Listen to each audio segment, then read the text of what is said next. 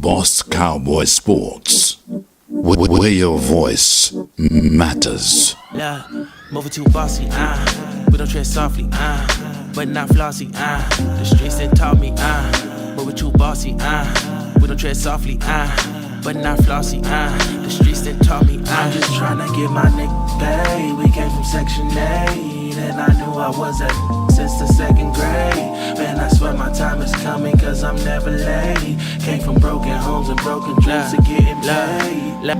Boss Cowboys. Your voice matters. Let's go. And we got a cold guest in the building. Yeah. Mr. Henny the Moore, Mr. HTM himself. What's up, bro? Man, living righteous, my guy. How you living, my boy? Good, man. So, getting into this intro, we got us some measured Kool-Aid today. And it's nobody better than my boy Henny. I've been waiting on this show. I trust my boy Henny, man. So, we gonna come through this. You might be able to even help me out on some stuff, bro. So, I'm gonna be counting on it. All right? Hey, you know I got you, my boy. All right. So, y'all sit back and relax, because Jermichael Finley has already told Cowboy Nation, and me and Henny finna comb through it. Let's go.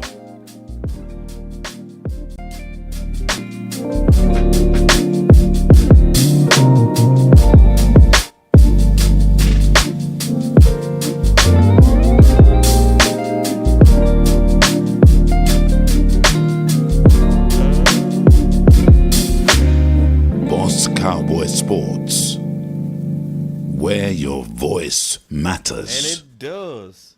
Let's go.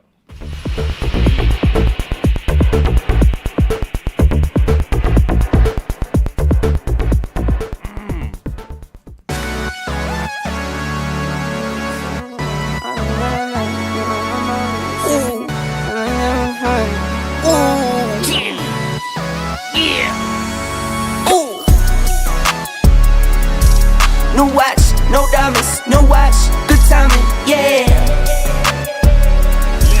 New watch, no diamonds, no watch, good timing, yeah. Need no middleman, I'm the man to man, send it in. I like what I like, me, I know my rights is sipping in. I like having fun, I do what I want, it's what it is. For my son and son, for my daughters, yeah, it's for my twin. I work through the night, I do what I like, get a check, I go for the ride. I've been down the ride for the win, still move on the hush, never run for none. I face my fears, I just drop a 9, month to month, still from year to year. No watch, no diamonds, no watch, good timing, yeah. New watch, no diamonds, no watch, good timing, yeah. I'm sporty and rich, I'm sporty and rich, I'm sporty and rich. Do it again, again, again. I'm sporty and rich, I'm sporty and rich, I'm sporty and rich. Do it again, again, again. Get some checks, I invest, and I spend a check. Spend a check, get it back, then I take a rest. Only race is the human, I take care of my skin. I was doing this as a rookie, now I'm up to vet. Set the trend, set the pace of play. I don't trip, but if I fall, bet I make a way. I take trips in the fall, watch the leaves change. I like to treat every day like it's my D-Day. No watch, no diamonds, no watch, good timing, yeah. New watch, no diamonds, no watch, good timing, yeah. I'm sporty and rich, I'm sporty and rich, I'm sporty and rich. Do it again, again, again. I'm sporty and rich, I'm sporty and rich, I'm sporty and rich. Do it again, again, again. What's up, man? Welcome to Boss Cowboy Sports, where your voice matters. Do it again, again, again. And all the executives have a seat. Do it again, again, again. All right, man. So we got the OG in the building. We got the OG in the building, man. All right. The Savior. Man, going crazy. No, you low-key the Savior, bro. You saved my mind this offseason. Want me to tell you how, bro? How you did that? How I did that, man? Man, you did that with this interview that you did Oh man, with Jalen Tolbert. Shout out, man, to you boys, man, because man, and we gonna get into that. All right. Y'all sit back, man. Yeah, that's my boy Henny. So if y'all don't know who Henny is, go ahead and introduce yourself, big dog. Yeah, man, it's your boy Henny the Moore reporting live from the liquor store, man. And hey, you know we got everything under the sun, you know, so y'all can have some fun, man. Hey, man, I still look like a Puerto Rican on this picture. I'm not even gonna mail you too much, but I look like I stand outside of Home Depot. And hey, I killed your intro. I killed your intro, Poppy. See. Hey, I don't speak none of that, bro. Poppy might have even been inappropriate. You know what I mean? Hey, man. Hey. But hey, they say that boss in Spanish is like Jefe or something, so I'm just gonna call you Jefe the whole show. So let me just stop speaking it altogether before I walk out of bounds.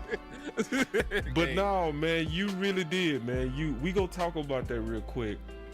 But before we get to it, I want to just kind of set the stage for everybody, if you don't mind. So, indeed, man. We gonna be obviously measuring that Kool-Aid today with Henny. So we always start with the Kool-Aid report, okay? Let's do it. But see, if you look closely at this Kool-Aid report, it got Big Game James in that low corner. You see Big but down there, dog? I see him. He's trying to hide. Why he hiding behind the kid drinking the Kool-Aid? Dog, he ain't hot. He ain't hot. But see, that's a big... Well, I had to talk about that, bro. I had to talk about that, so we gonna talk about that. But what I really want to do with you is I'm gonna really dig through that Finley video with you, and we gonna comb through that, which is about Mike McCarthy. I think you're one of the best people to talk to when it comes to Mike McCarthy. And then we gonna go through some concepts with Jalen Tolbert as well. You told me to make sure we had the all 22 on his touchdown. So you can break that down. So we gonna go through the film. We gonna do all that today, cause we got Henny the Moore. All right. So let me go ahead and jump into this Measure Kool-Aid report. All right. And I'm gonna start with my boy Big. Then we start getting into our business. Okay. And we gonna take some calls today, man. We gonna do it all today. We gonna do the whole thing, bro. So here we go. It's a big thing for Boss Cowboy to actually say publicly that he drunk Kool-Aid. Listen, I do not drink Kool-Aid without first measuring. Yo, Big Cuz in the back, man. Who in the back? Nah, I see West Cuz in the chat box. Oh, West Coast. Yeah, what's up, West? So check this, man. I had to start with this first, bro. Because honestly, it's a good sign for Cowboy Nation. All right. So me and you gonna talk about this a little bit. This is because this come down to kind of knowing who you dealing with. When I saw my boy Big Game James with that cup on Twitter, I said, hold up. Wait. He say now see, cause I know him, my boy say he close to sipping. That mean he ain't drunk yet. But see, I do know this, Henny. It took him to the playoffs to pick up that cup. So the fact that he already got that cup in his hand, bro. And I know Big, he just like me. He won't even consider Kool-Aid without measuring it. So like, what does that say, Henny, to the optimism of our season, bro? Man, there's a lot to be very optimistic about, though, man. When you just think about what we added. Now, listen, we were a 12-5 team last year, and we had a wide receiving core outside of CeeDee Lamb that had negative EPA, right? So you don't know what EPA means, man. It just knows that they were not very effective, you know, when the ball was thrown their way. They were not winning, you know, on their routes, anything like that. Matter of fact, Noah Brown and Michael Gallup, you know, were towards the bottom in the entire league. And there's like hundreds of wide receivers. They were towards the very bottom, you know, in separation among wide receivers. And even with all that, Dak Prescott still averaged 30 points per game when he played. We still went 12-5. We still went on the road and blew out Tom Brady and Tampa Bay Buccaneers. So even with all that, you know, going on at the wide receiver, you know, position, we were still able to go out there and produce at a very high level more times than not. So when you think about the fact that we added somebody like Brandon Cooks, who had 6,000 yard season over the course of his career, is an exceptional route runner, still has 4.3 speed. And when you also factor in, the fact that we move towards a West Coast offense that's predicated on getting the ball into the hands of your playmakers, there's a ton to be very excited about, man. And see, man, I just asked you to just give them a little piece, and you delivered them steak. Hey, that boy hit it more. That's why he that man. That boy that is him, man. Y'all clap it up for Henny. Ooh-wee. He come in just smoking. So, oh man, my buttons. I'm trying to hit you with some buttons. Hold on. What's wrong? What's going on with my buttons? All right, forget it. I ain't even try. No, it got me more determined now. Hold on. He did have him more determined. Hold on now. Man, I was trying to hit you with some buzzing. Okay, whatever. We'll just keep it moving. All right, but no, man, that's exciting. Now, going back to what I was saying with you being the hero, it was based on the question that you asked to Jalen Tober. So we will kind of start with that real quick, if you don't mind. Here we go. I don't mind, kinfolk. Side of that, man, like you were very dominant where you played at college, man. Like you were putting up, like, what's the word I'm looking for? Like astronomical. Astronomical. Like you were going crazy on the country boys, man. So before he asked that question, remember this came from an interview with West Coast Landlord and HTM, man. So shout out to all of them boys. If you haven't watched that out, I literally called it the interview of the year, because this was the interview that really confirmed, and it was the first time it came out too, and it came out from new media, man. So again, shout out to you boys. Let me let it play. Indeed, so tell me from the draft cut. Say that again, Bree. Nah, just giving a shout out to my brothers and Cowboys Uncut, man. Oh yeah, man, y'all killing it. Process of somebody that was playing at a small school, like what would their transition like? Going through the drafting process, not playing at a really big school, and just trying to get settled into the NFL. Something a lot of people don't know is, I started playing football 11th grade of high school, so I was still learning. Late, yeah.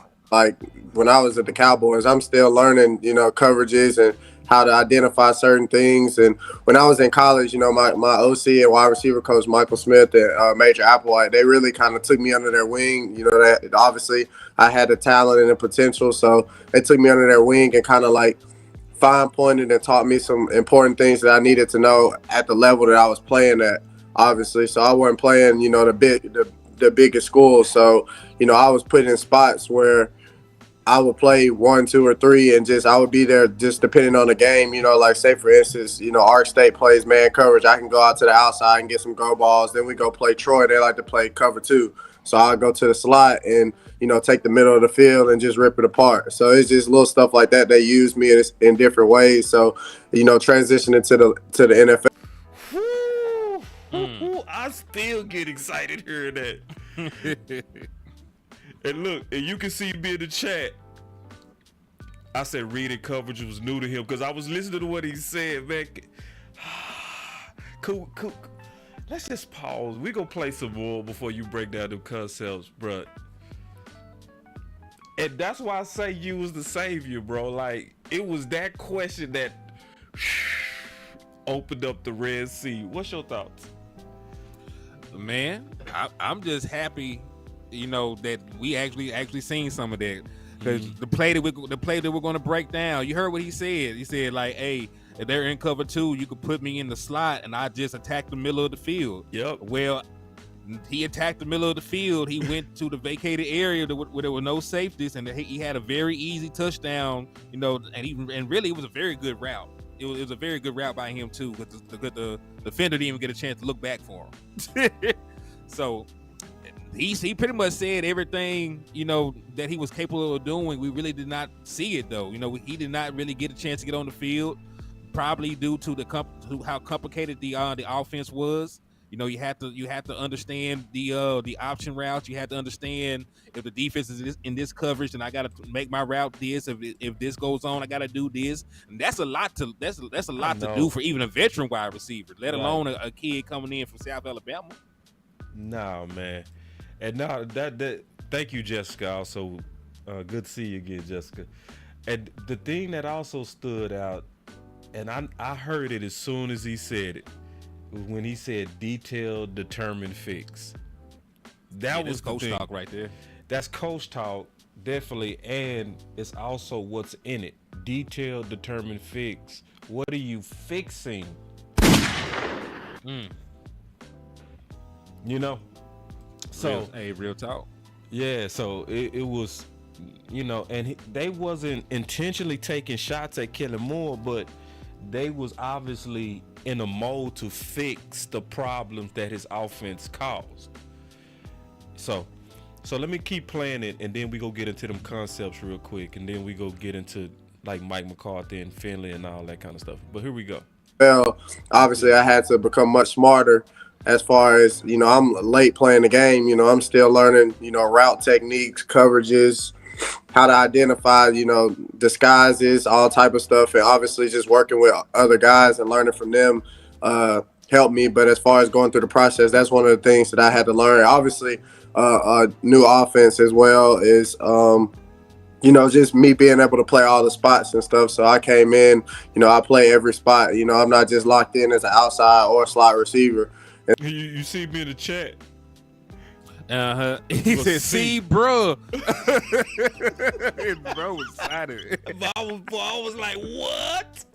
See?" So that's a strength of mine, is just being able to move around and do that as well. So I think, that was the transition for me from college, playing at a smaller school, to go. And I feel like people, think about, you play at a smaller school, the competition is, obviously in certain aspects the competition is not the same, but I still play people that, were at bigger schools that came down because they weren't playing up there, or we played a big school. I played Tennessee, I played Nebraska, played teams like Coastal Carolina was a powerhouse at once upon a time. So, I've played big schools, whatever. Obviously it's not Alabama's, but yeah. But hey, you got off on Tennessee though, boy. Nah, wait a minute. Look, I was finna piggyback off of when he said. That's my favorite, man, when you said that. Was it, you got up on Tennessee, boy? And so that's a straight new offense as well, is just me being able to play all the spots and stuff. So I accidentally rewinded it, but man, yeah, man, that's where I really meant, man. That was that question that you asked opened it all up, Henny. It really did. So I wanted you to get into the concepts that you said. You said you wanted to go through his touchdown with the Cowboys. So I'm gonna go ahead and cue that up real quick, and then you can walk us through what you want to see. Here we go. All right, so go ahead and play, because there's Jalen Tolbert right there in the middle. Mm-hmm. All right, go ahead, let it go. Ooh, and that's yeah, that's what he was talking about, being that zone beater and attacking the middle. That's exactly what he's talking about. Very simplified, Bro, but I love it. But look what they end up doing, dog. Because that is smash on the side that he's on. So if you don't understand what a smash concept is, smash is usually ran against cover 2 because it puts the safety, in a position to have to make a decision, right? So it usually is a high-low concept. But what the wrinkle that Mike McCarthy added in is they added Jalen Tolbert in the middle to run a post route. So, and they really are running mirroring routes on the other side of the ball, because he's late to get to his corner route in the back end on the other end, but it's still smash on both ends. So what that is doing, because they are running a smash concept, that's 2 corner routes. So that means both those safeties are going to be preoccupied in a cover 2 zone, because you see him, he has to account for him, and he has to account for him. So that means there will be absolutely nobody in the middle of the field where Jalen Tolbert ends up. So they ran a double smash with a post in the middle, walk-in touchdown. And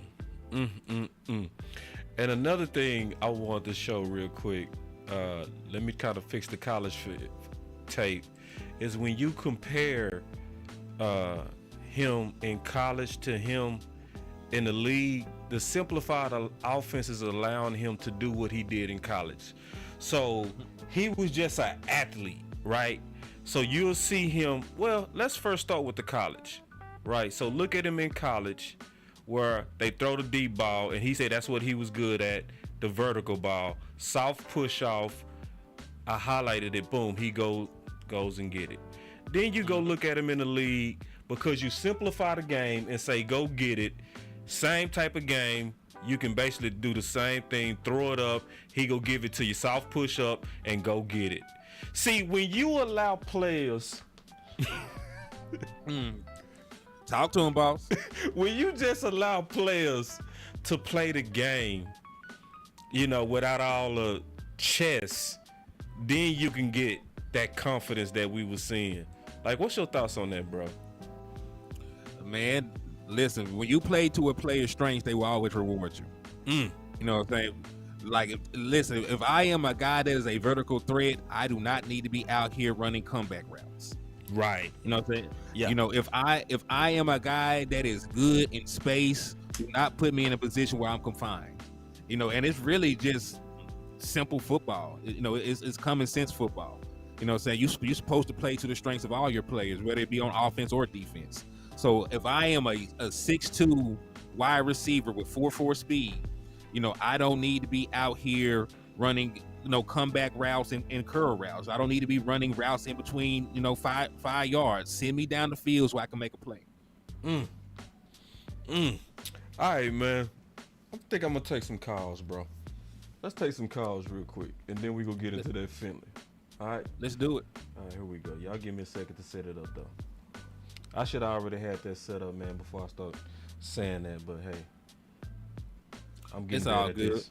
I'm getting better. Hey, let me show some love to some folks in my chat box real quick, man. Hey, shout out to my boy Raymond Silas, King G in the building. I see you, my boy. Salute.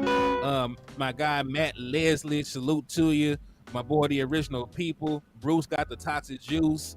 Miss So Over It. Salute to you, my boy Choctaw. Miss Patrice. Faux Flats. I see you. Benny Stanley. Salute to you. Tommy Montoya. T-Smooth TV, salute to you. Anybody I missed? Hey, Big West Coast was in the building. Cue Ball. Hey, salute to y'all good folks for showing love to the liquor store, man. Michael Lockhart, Big Dow, Justin Kitchen, part of the Wrench Gang. So salute to all y'all folks for showing love, man. And hey, we're still doing the raffle for the Dallas Cowboy jacket or pullover. It's $5 to enter. So if you want to enter, and hey, it's finna get cold pretty soon, man. When you go out here to these college games, to these high school games, Friday night lights, you could be warm and you could be dripping at the same time, representing for them boys, man. So, hey, if you want to participate for a chance to win, or you just want to support your boy Henny the Moore, hit the Cash App with a super chat, man. Cash App $ Henny the Moore, and then you just go to the page for the super stickers, man. Salute to y'all. And hey, Kelvin Hicks, Trey Fargo, and Thomas A. Garrett, I see y'all slide through the building, man. Salute to y'all. All right, and so we do have the call line open. So if y'all want to call on in, this is going to be the time to do it. And then we'll just talk some ball with you now. Did I get that number right? Let me see. 253-993. Okay. I did. I think I did, Henny. I think I did. Hey, y'all let me know, because we got it open now. I ain't going to keep it open too long. My feelings get hurt if y'all don't call in. So, because I don't see nobody calling in. It made me wonder, did I do something wrong? Because usually by now I would have been full. So anyway. Yeah, well, we gonna keep that number down there. We gonna just keep going. So if y'all call in, good. Yeah, if you call in, you call in. Y'all live, yeah. So yeah, that's it. 253-993-3539. All right, cool. Let's just keep going. So the thing about, So the thing that I want to definitely talk about is getting into this Finley interview, right? So I'm gonna replay it now. That 1-2 punch. We'll talk about that. Then we go talk about the tight end. That'll have us all the way caught up. Then everything after that is gonna be new. Okay? Everything gonna be new. All right. So here we go. Ronald Jones, Deuce Vaughn. He got some people, man. The thing Paulie got is he can hit the home run play at any time. Now, we lost Zeke, and now we got 3 running backs that are coming in. Yeah. It's our running game. Do you see it being a struggle? But I think we were talking about Tony Pollard. We were talking about with Tony Pollard. Ronald Jones, Deuce Vaughn. He got some people, man. The thing Pollard got is he can hit the home run play at any. All right, hold on. We got a call. So hold on real quick. Let's take this call real quick. Henny. Give me 1 second. Yeah, let's take this call. Pollen paper got them talking nice to me. Down the bottle, it be going right through me. Brown baby down to take a flight to me. They think that I'm stunting, but it's slight to me. Pollen paper got them talking nice to me. Guess that's why the labels want the rights to me. CD on my back and it feel light to me. They think that I'm stunting, but it's slight to me. All right, let's go.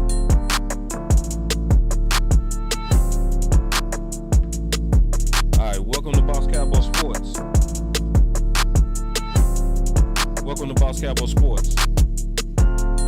What up, boss? What up, boss? What up, Rennie? What's up, man? What's up with you, man? No, just Montana. Oh, what's up, Montana? Man, I thank you for showing that the phones are working. I'm like, what? I said, what happened to the calls today, big dog? Oh, yeah, I heard that they called in for everybody to start knocking in. You know what I mean? Yeah, because I don't really got much. I don't got much, but when you see OC, I need an apology for him. Oh, remember when he said all that stuff about DeJuan Jones? Yeah, he's doing it again, man. He did He's what? doing it again, y'all. He's doing it again.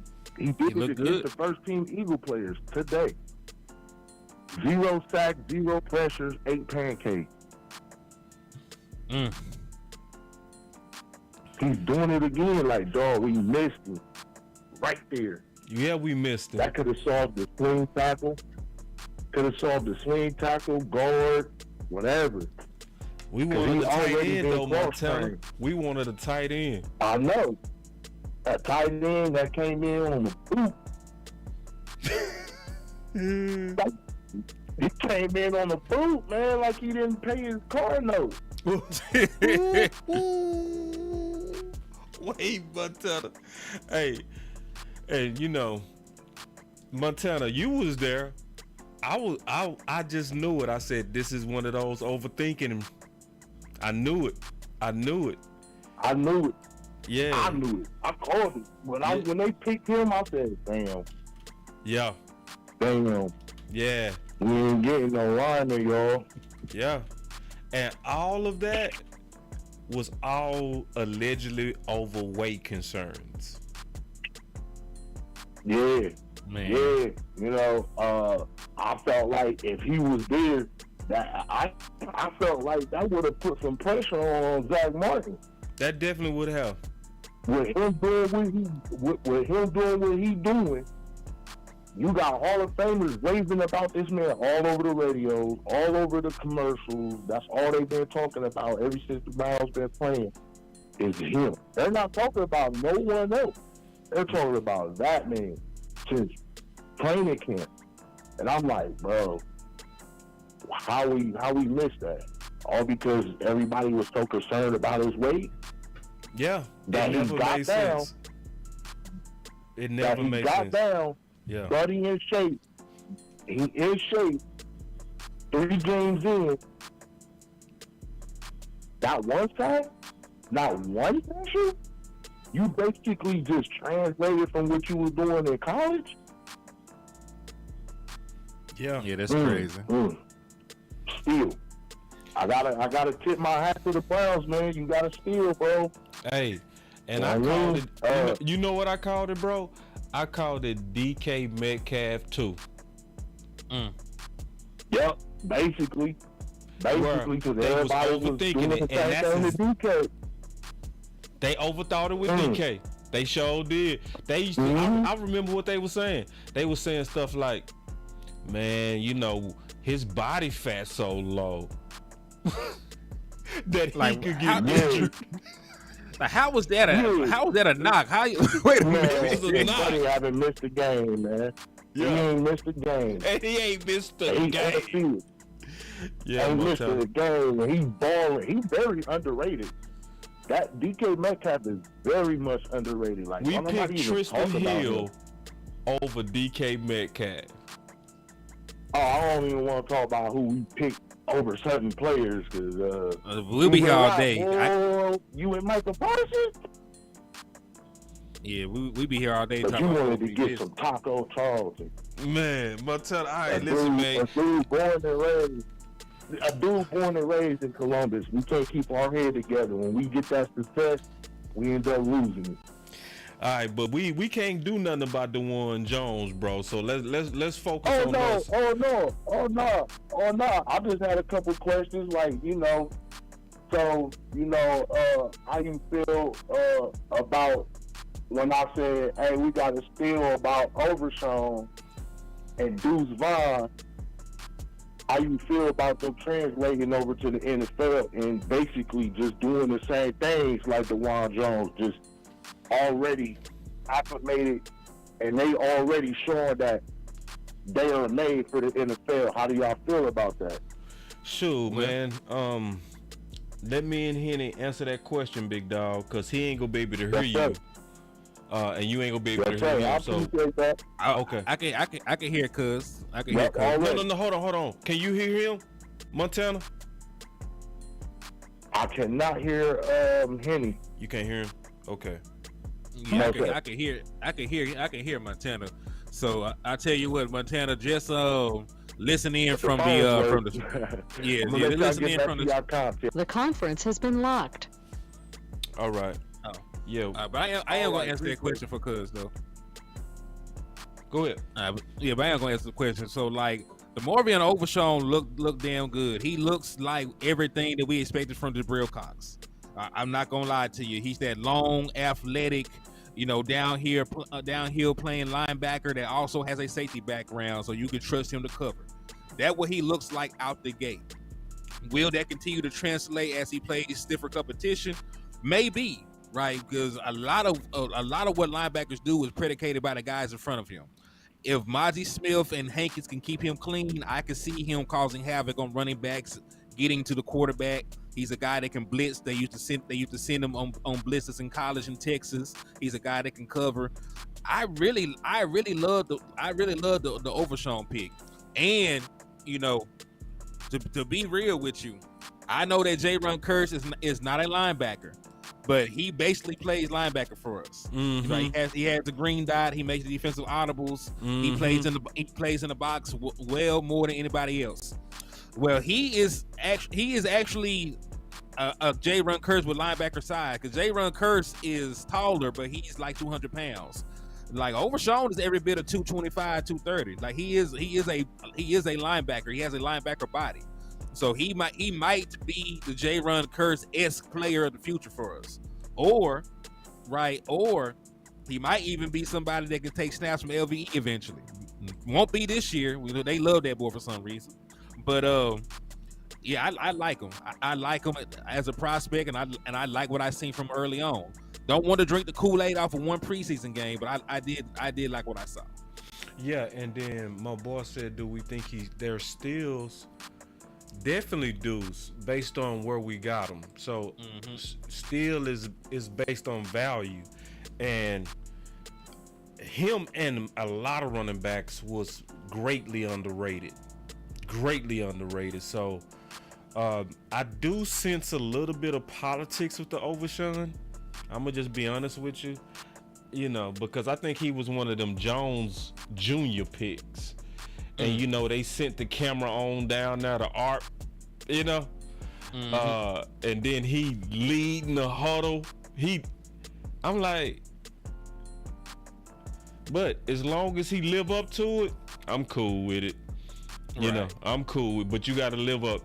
And I think he got the raw football mentality to be able to handle the hype. I think he's a star. And I'm glad you brought them two up, Montana, because I say this. It was three people to me that played with starter swag. Deuce, Tolbert, and Overshown. Look like Jalen Tolbert body language, I said this on Twitter.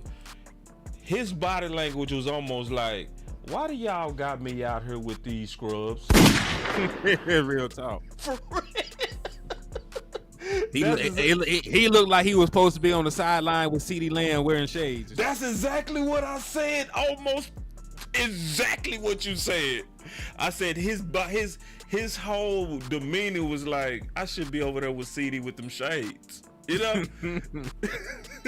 So, man. So yeah, we look like we got some steals out this draft, and then a sim, bro. Oh, and you say don't forget Clark. Let me just say this. There's no way I forgot Clark. And let me say this about Clark before we get back into this content. Clark was the best linebacker to me. You know, because at first when I looked at the game, my mind was thinking Overshawn. I watched the game twice. Man, that boy Clark was everywhere. You know, he was so exceptional. See, and let me say this, Hitty, just real quick. Rate the linebackers on preseason. Damn, that's hard. It probably would have to start with Clark. Yeah, it's really a toss-up. It's really a toss-up because yeah, I like what I seen with I think Overshawn just popped more, but I think like Clark had more of an overall game. So yeah. Probably Clark, Overshawn, Malik Jefferson is in there. Jabril Cox is at the bottom. They're gonna throw that shit out there. They're gonna throw that shit out there. I was not impressed by what I saw by Mr. Cox. You know what I'm saying? Let me give you my rank. Go ahead. Clark, Harper, Overshawn. So I can't wait to see it again. I can't wait for them to repeat this. Because you could, that 2 and 3, you can switch those. You know, you can switch those. Especially because Overshawn was in there with the ones. You know what I mean? So he had tougher competition. He had stiff competition. You know, but Harper was splashing where, you know, just in my opinion. I didn't forgot about Harper, honestly. Oh, you did? I did. He did have a good game. Yeah, he had a real good game, and he was the leading tackler last year. You know what I'm saying? He was Dallas leading tackle in all the preseason. So he basically just kind of picking up where he left off. So yeah. But yeah, my boy Trey say Overshawn was playing with the first string. That's why I said I can see where some people go with him. You know what I mean?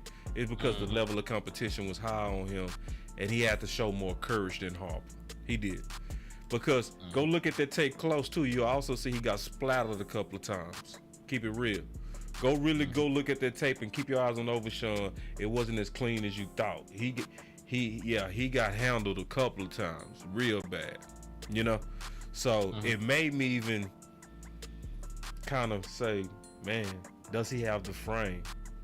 You know. Anyway, it was that bad. Yeah. Well, I would say this, like I don't know. You know, I never seen the man, you know, live in person, stood beside him, but he's listed as the same height as weight as Fred Warner. So I don't know. Right. Yeah. So you know, like measurements, but you know, like we be working that pencil a little bit at times. So I don't know that boy really 230, 215 after he got the toilet. I don't know. All right, man. Let's get back to this. Here we go. I don't know how he's going to come back. Yeah, with the injury. Right. But before the injury, he can go to the crib at any point of the game. Fair. I think Paul he's legit for the job, but you need that 1-2 punch.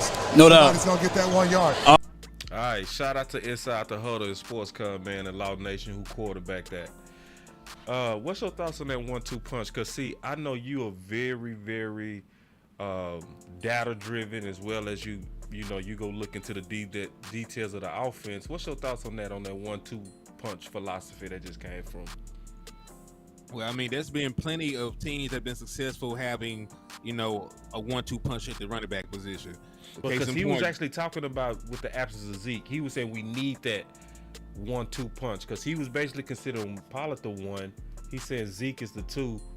Somebody that will get that 1 yard. So he specifically was saying tough yardage situation, closeout situation. Oh, okay. So you're speaking of more like what, a short yardage back or so, like somebody to come in do the dirty work. Yeah, kind of Marion Barbarian, because the nation is divided on this. I'm gonna say this. I'm a word it like this.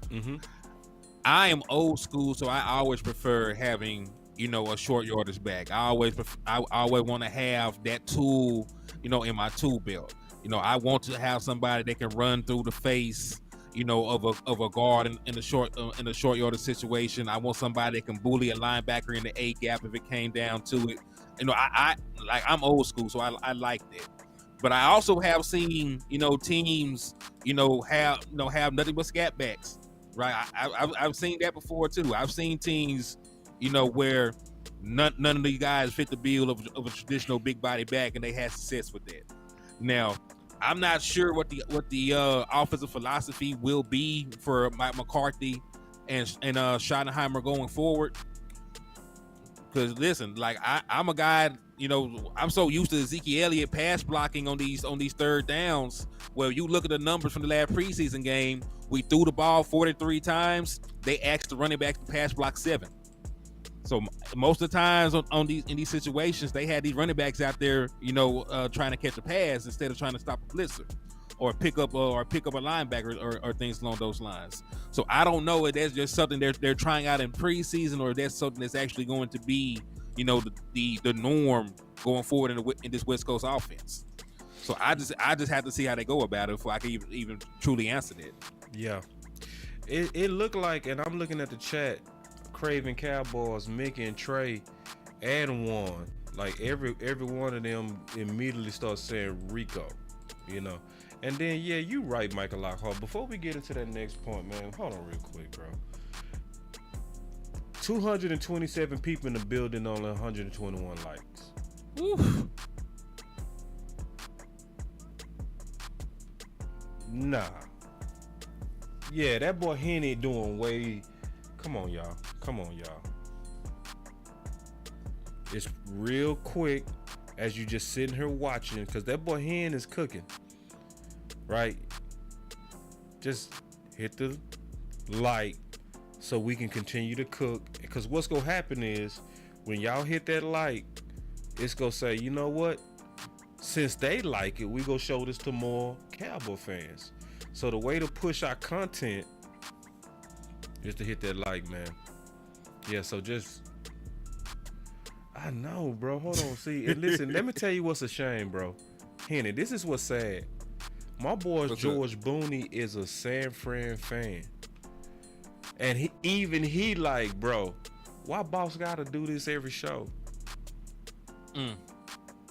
Anyway, hey, I guess some of y'all knew, and we gotta just kind of teach how the algorithm work, but I just want to stop right there. Now, going back to that 1-2 punch, and I want to kind of go back to what we was talking about. So Rico is obviously the leading candidate, right? And I'm gonna say that I like what I saw, right? I saw him in collision situations.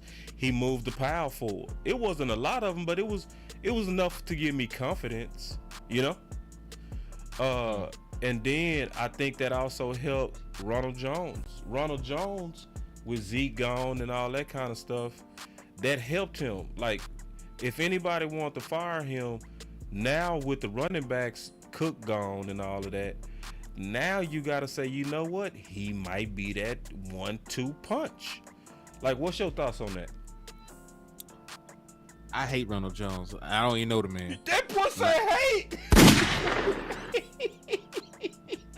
Like, I do not think that Ronald Jones, is that good of a running back at this stage of his career. But the one time that the Tampa Bay Buccaneers decided to make him a starter, he lost his job as a starting running back by the time the playoffs rolled around. That's where their playoff Lenny shit came from. So they put him on the bench in order to win.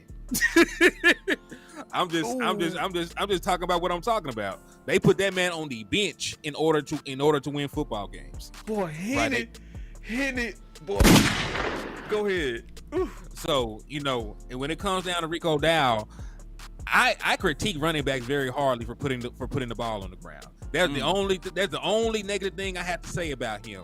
And even when he fumbled the ball, he was in the middle of what would be considered an explosive play. Right, he was on his way to the end zone. Had somebody who I'm not going to name held a block, he would have scored. But regardless, you talking about Turpin? Damn it, why you do that, man? Like, oh man, I like Turpin effort on that, man. Hey, he got an A for effort, and an A for effort, an A for effort, and a Z for execution, and a Z. So I'm just pouring out the regular things. So that boy Turpin, and listen, I don't expect Turpin to block anybody. You know what I'm saying? So I'm not upset about that. But what I will say, is ball security is one of the main things that I need from a running back. Because I know that we've blocked this shit from our mind. Everybody loves talking about the Dez Carter play. But your boy was on the way to hitting his head on the goalpost, right? And left the ball behind. You know exactly what I'm talking about. Ended up going to the Eagles the very next year. Mm-hmm.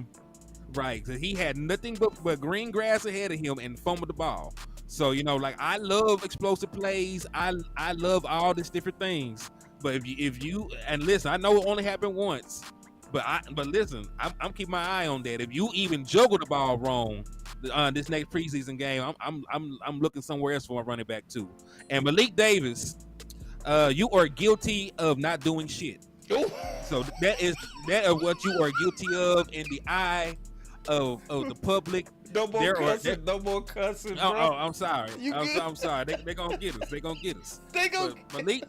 But Malik Davis is guilty of the crime of not doing anything. So Boss Cowboy, Malik Davis averaged 0.8 yards. Hey, you a can carry. cuss one more time, bro. Just one more, man. It was so perfect on that. Just one more, bro. Listen, Can you say that one more time? I said Malik Davis was guilty of the crime of not doing shit this last game out. So Malik, listen, I don't even want to get out here and say this about Malik Davis because it makes me look crazy. Because going into this season, Malik Davis' job to lose for the running back 2 position. And that man promptly went out there with 4 carries and 3 yards. That man had more carries than yards and allowed a sack. So not only were you not productive when the ball was in your hand, you also let your quarterback, get his head knocked off. So when you're grading and you're evaluating players, he got like triple negative marks going down there. So you were not good running the ball. You were not good protecting the quarterback, right? So what do I need you out there for? You were already in the coach's doghouse to begin with. So I'm just being honest. You know what I'm saying? Loving it. I'm loving it, bro. I'm loving it. And I like Malik Davis. I pray that he's able to go out here and have a very productive, game too. But as it stands right now, Malik Davis, you were an undrafted free agent. They do not love you like that. They will cut you, as soon as humanly possible if you don't go out there and show them something. So I'm just being real because I want you to make the team. I see you are guilty of one more time, bro. Hey, one more, bro. Go ahead. I said he is guilty of the crime of not doing shit. Because listen, how many people were present? And listen, we have a good justice system in the United States, right? Because listen, he already been on trial. He already been convicted. But my boy, you can go out there and you can appeal. You can appeal, right? You can go before the parole board next preseason game and show them why you should have an NFL career. Dog, that needs to go on the shirt, bro. Damn, that dude got me crying over. Dracarys.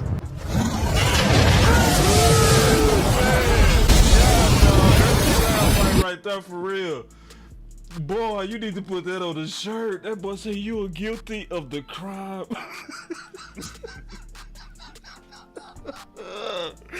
Oh, my neck hurt, dog. You know you laugh, your neck hurt. God damn. Boy, y'all clap it up if y'all think Hitty need to come on back, man. God dog, boy, that hit it. Woo, hit it. You cook it already. We just started. Oh man. Man, listen. I don't try to be, too obtuse or blunt with players, but man, like you can't average under a yard and also set your quarterback up. He basically let your quarterback get back though. Woo! Woo! Man, I'm feeling better now, man. That made my day. Oh man, so I think we pretty caught up on that one. Are you concerned about that too? Especially you being old school, like. Man, I'm not as concerned, even with the fumble, bro. I'm not. Maybe it's delusion. Man, listen, I'm gonna give him the benefit of the doubt. I'm not even talking about Malik. I'm talking about just in general. No, I'm talking about Rico Dow. Like, cause I like everything about Rico Dow except for the fumble. So Yeah. that's why I'm trying to be, a little optimistic for him because he did do good things. He did average over a yard a carry, unlike some people that we just mentioned. He did do good in his pass blocking assignments. He actually graded out pretty damn good, right? And this is the thing. Like we talk about a lot about this pass blocking, but like I said, they only allowed the running back to pass block seven times altogether. Hunter Lukey is the only guy that pass blocked out more than once. He pass blocked 4 times, and he was actually the highest graded pass blocker on the team, even ahead of the even ahead of the lineman. Yeah. So the thing about Hunter Lukey is similar to the thing with Malik Davis. He was not very productive outside of one carry. Yeah, I got both of those missed blocks too, bro. I got both of those. I don't want to show them because I showed them already. Go ahead. Should I show them, bro? You should. I should. All right, let me pull it up. Keep cooking for me while I pull it up. You was cooking. Hold on, you muted yourself, bro? Double check, because I see your lips moving. I don't hear no sound. Hold on, let me double check. Give me 1 second. Make sure it's not me. Hold on, man. We gotta get Hitty back, boy. That boy Hitty had me crying, bro. Hold on. I don't know what's going on. Y'all give me 1 second. See what's going on with Henny. I think you did something, Henny. Let me double check something. Henny, you back? Hold on. Okay. Give me 1 second, y'all. It's not on my end, Henny. It's on your end. Double check your wires. Make sure it ain't no short or nothing like that. Y'all give Henny a second, man. Yeah. And then we got us a super chat. Let me take the super chat real quick. Yeah, just check your wires and stuff. Or even if you got to go out and come back in, do all that, bro. But he said, I forgive Rico because of I fumbled my Henny when Turp got blasted like that. Yeah, I mean, I'm going to give Rico just the rest of preseason. I'm not going to panic over that one fumble. Not yet, even though I do agree with Henny, man. We should, hold people very accountable for fumbles. So, but let me pull this up, man, so I can kind of showcase what Henny was talking about in specific. Y'all give me 1 second to pull it up. Give me 1 second. Because he would have been talking for me right now, and I would have been in the background pulling it up. But y'all give me 1 second, man. I'm finna make it happen for y'all real quick. Y'all give me a second.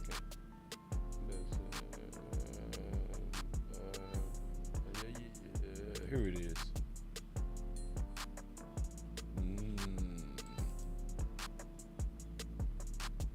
No. Hold on, y'all.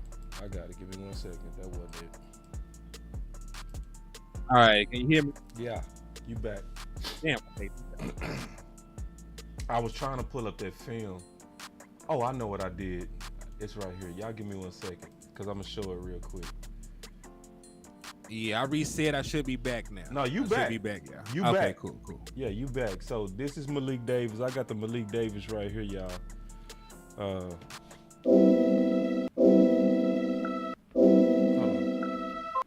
All right, here we go. Let me show this Malik Davis. I hate to show it, but here we go.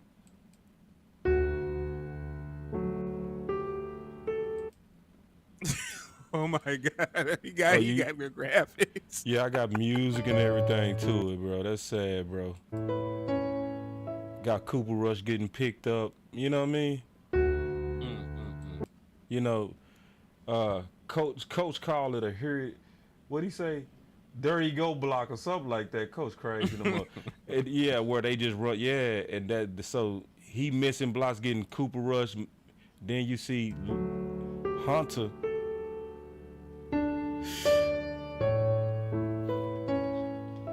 Yeah, so everything you said was right, bro. Real talk. Like in terms of what to look for.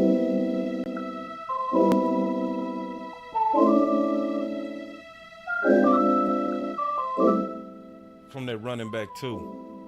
Because I think people thought it was going to just be easy. They was like, oh, Zeke gone?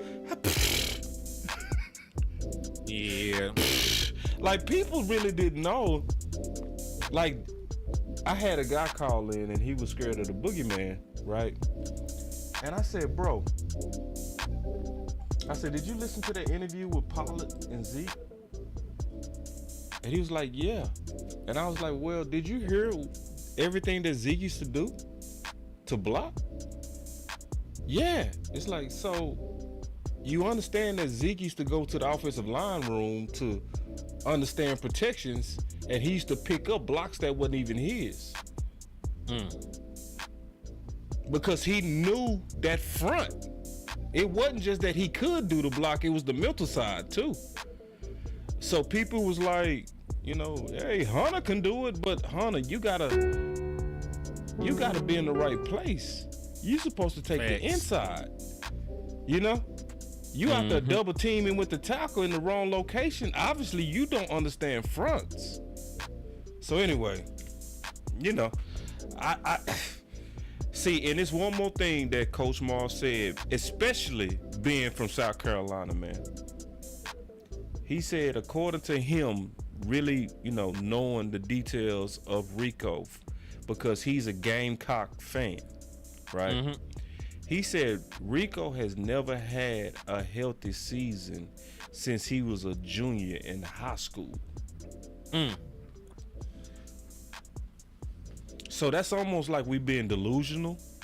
But the only thing is we got the right to, because some places those bets paid off. You know what I'm saying? Like with Malik Hooker. So what's your thoughts on that, man, and the injury concern of Rico before we move on? Well, this is the thing. Like, the Dallas Cowboys have an award-winning medical staff. Right. Like, I don't know if people really understand how good your medical staff is. So, you know, so they got anybody the top medical staff in 21. They did. Yeah, so if anybody can keep players healthy, is this medical staff. The issues I have is, you know, it lies right there. Rico Dow has been on this team and hasn't been healthy. The same thing with Tyron Smith. So, you know, like, if the best in the business can't keep you healthy, you just not going to stay healthy. So Rico Dow has not been healthy. How many years he been here, 2? Yeah, he ain't been healthy, bro. He ain't been healthy. So if the best of the best can't get you there, you're not going to get there. So he is in the same boat with me as a Tyron Smith. I think Tyron Smith is still, to this day, one of the best left tackles in the business. I do not expect this man to play 17 games. I would not bet $1 on that. It's the same thing. I don't expect Rico Dow to stay healthy. I just expect for him, you know, to go ahead, get hurt, and I'll see you in the playoffs. Damn, that's the same thing. Listen, that's the same thing I hope for Tyron Smith. If you got to miss time, just make sure you're back for the postseason. I ain't tripping. I know you're gonna play about 10 games. Man, y'all clap it up for Henny, man, because this is one thing I love about Henny. He speak his mind. I love it. Ooh, my button ain't working. My boy speaking his mind, bro. Ooh, wee. I appreciate that too. See, y'all, people got to learn to appreciate people that just speak it boldly, honestly, no filter, no chaser. I love it, Henny. Ooh, wee. Hey, I appreciate that. No, man, I appreciate people that just tell it like they see it. You see, that's my type of dude right there, man. Some people don't like Henny's style. That's my type of style, for real. Yeah, cause I'm concerned about that, Henny. I am, bro. You know what I mean? And I'm trying to be optimistic because we did see a miracle with Malik Hooker. But how many times we gonna ask lightning to strike 3 times? And this is the thing. Malik Hooker was on a separate team. You know what I'm saying? He was not around our medical staff, and it's the same thing with Randall Cobb. Right? Randall Cobb was healthy with us, but he was on a different team. Yeah. So, like, there's a different medical staff. They gave him different treatment. They gave him different diagnosis. Randall Cobb said out of his mouth, the Dallas Cowboys medical staff told him that he had weak hips, and he had never heard that before. So he trained. He straightened his hips. He did not get hurt a single time in the season he played with the Dallas Cowboys. I think he had like a concussion. He didn't really have like a lower body injury like he used to. Stayed healthy. Malik Hooker, I don't know what they told him, but that boy has been an Iron Man basically for the Dallas Cowboys. Like one hiccup, and he's been out there playing, and he's been playing in physical style because we know how Dan Quinn likes to utilize his safeties. So like those guys, like I can vouch for them because they've been healthy with us. Right, we've kept them healthy. These other guys have been here. Once you already got the secret formula and you start breaking down, we can't shoot you back up with the Captain America formula. Yeah. Because good point, man. When you break it down here, it's you. If you break it down somewhere else, it's probably them. You know what I mean? Them. Yeah. Well said, bro. But I think we kind of captured that 1-2 punch. Let's get into this because I know we kind of had some differences on this. So let's see if we can straighten it out. Here we go. Oh, yeah. And have you looked at these guys that's on the team now? Jake Ferguson, Peyton Hendershot. Have you seen those boys? Oh, yeah. The guys that he has behind him as far as tight end and especially the running back in Pollard. Oh, my God. No, not that. It was this. Here we go. Hey, let me ask you this, Jermichael. There was a guy here who I used to refer to as TE1. He's not with the team anymore. What is your thoughts about Dalton Schultz when he was here with the Dallas Cowboys? Do you feel like he was a good tight end? Should he still be with the Dallas Cowboys? Hey, bro, come on now, dog. He was very balanced. He was good for the offense. Right. He was good for the system. He was a system tight end. Okay. And guess what? I think for what they did, it was a bittersweet thing. They win and they lose. You know what I mean? They got another guy behind them. Luckily. Yeah. He was good. What? All right, so talk me in the tight end, bro. I'm not a believer. You're not a believer in the tight end room right now? No, I love our tight end room. It's just I'm not a believer in the hype of tight end. Well, like I put it like this: how running backs getting treated, with all my heart, I really believe that's how tight ends should be getting treated right now. Cause they say stuff like this. Like, hear me out. Hear me out. So they stay for like, oh, you can replace running back easily. Well, look at the Dallas Cowboys. There's no position that's replaced easier than tight end. Anyone. I'm gonna throw this out there. All right. There are always exceptions to the rules for every position. Mm-hmm. But the exceptions to the rule for tight ends trump the exception to the rules for running backs. I'm gonna go down the list of the guys. All right. Antonio Gates. How long did Antonio Gates play? 100,000 years.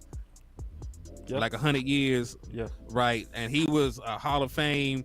Probably was their number one option in the passing game numerous seasons, right? Mm-hmm. You look at a guy like Travis Kelce. He's already down there a decade in the league, still holding strong. He was just the number one option as a player on a championship team and showed up in the postseason as well. You look at a guy like Kittle. Like, he's always an all-pro. He does both things very well as a passing threat, as a receiving threat.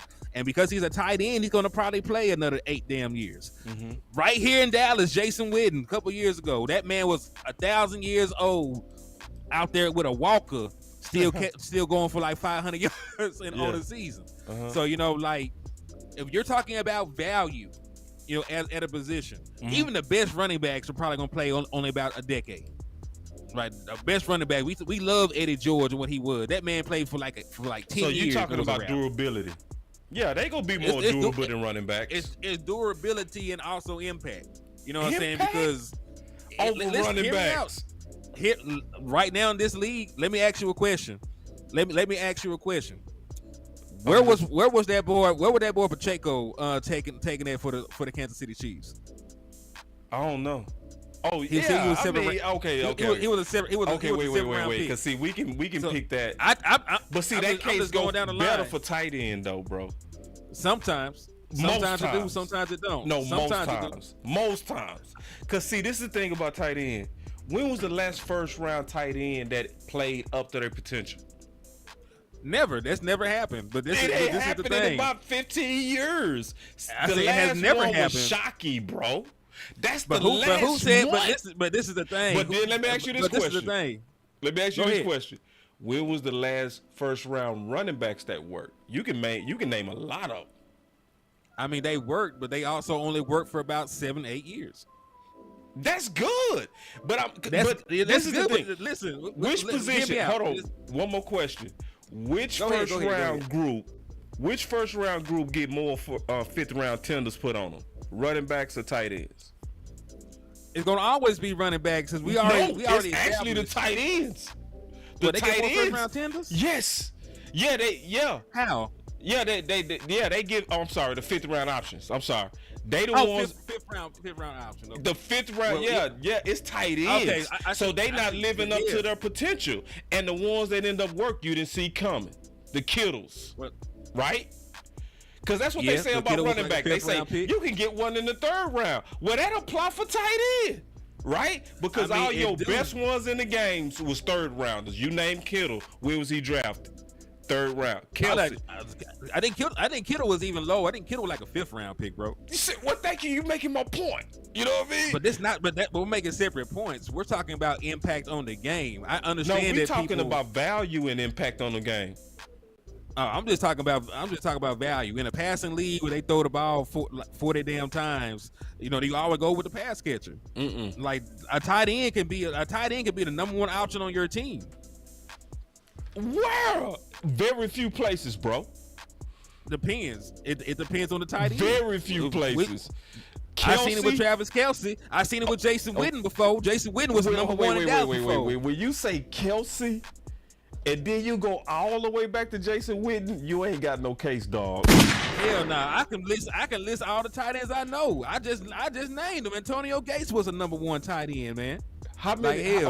How many? Dallas Goedert in Philly was just a number one tight end before they got them, or just a number one option before they got them receivers. Dallas Goedert was. Matter of fact, Zach Ertz was. So man, too. you under the tight end spell, bro. We gonna have to have this fight again, bro. No, I'm just talking about. Listen, I love running backs. I'm not saying anything about it. I want you to pay them. I want you to keep them around. I think they're fantastic for the game. But you know, I'm just saying, like, you get like. A tight end is in this league is damn near a wide receiver at this point. No, it's not, bro. You under the spell. For what they are asking a lot of these guys. For what most of the time what they ask them to do, they are out there making plays as pass catchers most of the time. That's why you see all these tight ends have 800, 900 yards. Where you see all these tight ends have 800, where they at? Dalton Schultz just had 800 yards for us. In a force-fed system, bro. Man, y'all be hating on my boy. No, I know it. I ain't hating no Schultz. Okay, hold on. Jermichael Finley called him a system tight end. Was he hating? I don't know the man. He wasn't hating on him, bro. He was telling the truth. I'm meddling, man. I'm meddling. He might be a system tight end. He is. Jermichael said it, bro, and he was right. And we've been saying that. He was a product of Kellen Moore's option route system. That's why they paid him $10 million, and it was a waste. Let's get back to. Hold on. How you gonna say it was a waste when he played 5 games without Dak Prescott? No, like, nobody looked good bro. Without. Nobody had looked good without Dak Prescott. Bro. If Dak Prescott had played, hold on, hear me out. If he played 17 games with Dak Prescott, he would have had another 700, 800 yards and however many touchdowns like the year before. You ain't telling me, because Dak Prescott's going to throw the ball to a damn tight end. You know he's going to throw the ball to the tight end. No, that system was going to throw it to a tight end, bro. I never thought that you would be under the spell. You are under the tight end spell, bro. What? Listen, you are on the tight end. You on a tight end witch hunt. No, like you want to persecute the tight. You trying to burn the tight ends? You believe that hot pocket football is like real football? Hot pocket football is not real football. When you want a hot meal without a big deal, what are you gonna pick? Hot pocket. That is what Schultz was. Hot pocket. He was king of finding the soft spots in the zone because that's what the offense required. And he got paid $10 million for sitting in soft zones. No, sir. I mean, how many soft zones did he find to get 800 yards and 8 touchdowns? A lot of them, bro. A lot of them. You know I got the film, bro. Don't make me break out the film. I know you got the film, but let me ask you, does it matter how you got 800 yards? Yes. Does that matter to you at the end of the day if you got the yards and the first downs? It matters. It matters. Since when? It matters. At the end of the day, if it leads to me winning the game, does it matter? No, it does, because it's about degree of difficulty, bro. Man, no. Since when? Since when has football been about the degree of difficulty? Because football is always about finding mismatches and exploiting mismatches. No, because see, so are you Bill telling me Belichick did that for 20,000 years, bro? Is that what you telling me? That's not what I said. But so I did say. Oh, man, listen, I didn't even want to fight you. We was friends at the beginning of the show. Listen, you were the one trying to assassinate Dalton Schultz. Dalton Schultz ain't did shit. No, I showed you what you just shot him. Jermichael said. How is that assassinating him when I'm quoting an NFL Super Bowl winning tight end that played for your coach? First and foremost, hold on, I ain't gonna throw shade at Michael Finley. I like the man. I want to interview him. He a Cowboy fan too, by the way. Okay, so I definitely ain't gonna say nothing. I'm definitely not gonna say nothing about Jermichael Finley. You know what? OG guy, he know what he's talking about. He gonna go there, rap with my boy. Yeah, man. No, man. I listen. But see, Jermichael said it. He called him a system tight end. See, now we got athletic tight ends. You know what I mean? I like this. Like, I like that we got playmaking tight ends, bro. My boy say play that song again. You know I got you, man. I got to play this for my boy Henny, man. When you want a hot meal without a big deal, what are you gonna pick? Hot pocket. Man, that's what you want. Pay him $10 million. I'm like, man, no. So put it like this. You know, if we were going to pay them $10 million, we could have kept Amari. Listen, they were gonna get. Listen, we all know that money was not the reason they got rid of Amari. I know you're right. I'm not gonna play that game because Amari Cooper could have restructured like he did with the Browns, and that man only made like $5 million the other year. You finna make me cry. I just cheated. I tried to hit the chat in their emotions because you know when you say Amari Cooper, that's gonna make people mad. I tried to. That's cheating, hey, bro. But for real, let's talk about the tight end position a little bit more thoroughly. Okay. Like, do you have the rest of what Jermichael said in regards to tight ends? I know you got the clip. I got some more of it, yeah, because he did go in depth on tight ends, and he really just elaborate on what he said. He basically was like, being a system tight end is not bad, but what we have now is more athletic tight ends. Just you know, so. What we showed even this weekend with Ferguson. When was the last time we had any tight end go vertical, bro? Not often. Yeah, the fact that we sent Ferguson vertical. When has Kellen Moore's system ever had a tight end go vertical? Ever? Well, that's the thing. Like, I'm not saying that Dalton Schultz, wasn't a system tight end, but I'm also not going to knock a guy for doing what they asked him to do at a high level. No, I'm not. And that's the only thing I'm getting at. So, cause see, this is the thing about a system tight end. It's valuable, but it's valuable different, right? Because you had to be able to read the defense and be on the same level as that. Mm-hmm. You wasn't winning on your athleticism. You was winning on your mind. See, what we doing now is winning on playmaking, like what he just did. Going vertical, clearing the linebacker, and going up and get it. You never, ever saw Schultz asked to make that play. Not saying he couldn't make that play. He wasn't even asked to make that play. I think he did it one time against like the Raiders where we did not have Amari Cooper and CeeDee Lamb. He went vertical once for that touchdown. He did. You remember we were down against the Raiders at home on Thanksgiving, the game we ended up losing in overtime. You sure he went vertical though, bro? Are you sure? It was like a 30-yard touchdown. Yeah, he had to go down the field. Okay, I'm just making sure because you probably listen.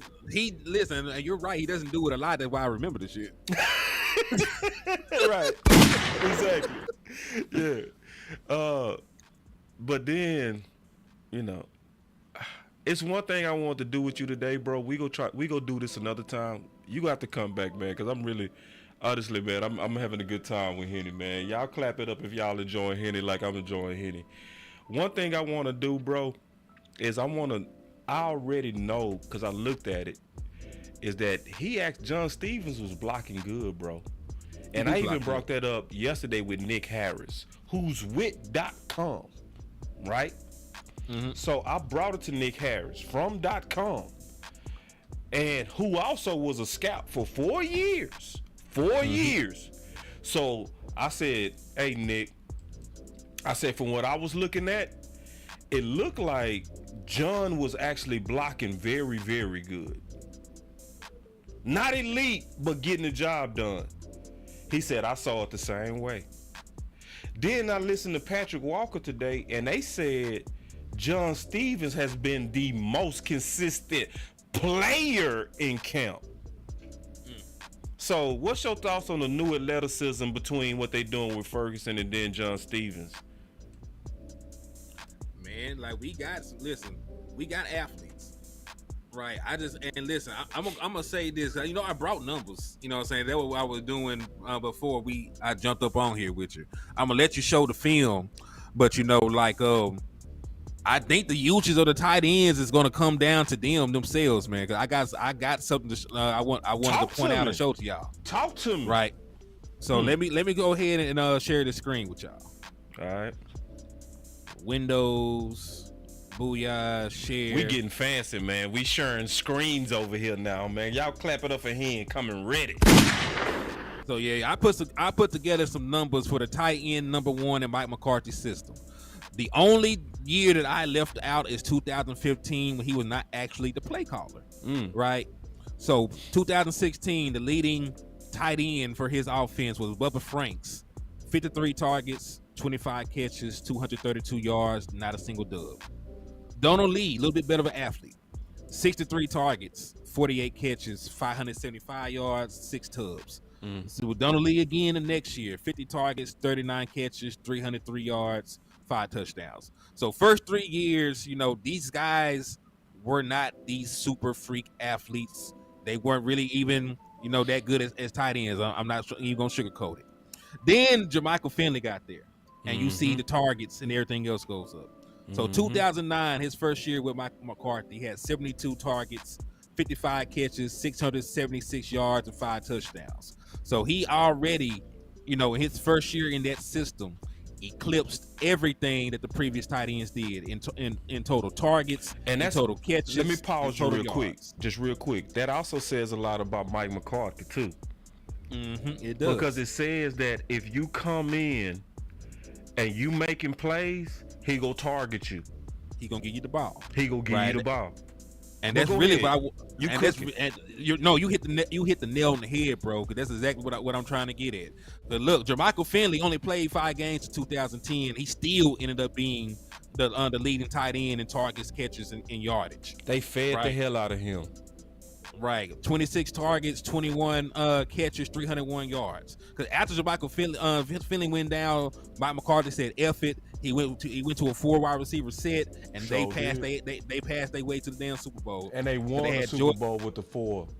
Because they had Jordan. Because they had Jordan Nelson, Jones, Josh Jones. Then they had Givens, Driver. Greg Jennings, Driver. Those were the 4. All right, so Jermichael Finley came back healthy the next year. Went crazy. The boy had 92 targets. Right, 92 targets, 55 catches, 767 yards, 8 tutties. Ooh! Last year of Jermichael Finley though, 87 that's when he hurt catches. his neck. 87 catches, 87 targets, 61 catches, 667 yards, and 2 touchdowns. And real quick, shout out to TZ for Light Texas for the $5 raffle entry, my boy. I see you. Thank you for the love and support. All right, so again, Andrew Quarles ended up being the leading tight end the next year. Finley was on the team, but he was only regulated to like a handful of games. Yeah. Quarles, less of an athlete, 53 targets, 32 catches, 312 yards, 2 tutties. Next year, right? Hold on, I went too damn far down. Hold on. Next year, Quarles, 46 targets, 29 catches, 323 yards, only 3 touchdowns. Right. He sort of had a resurgence in 2016 when he got Jared Cook.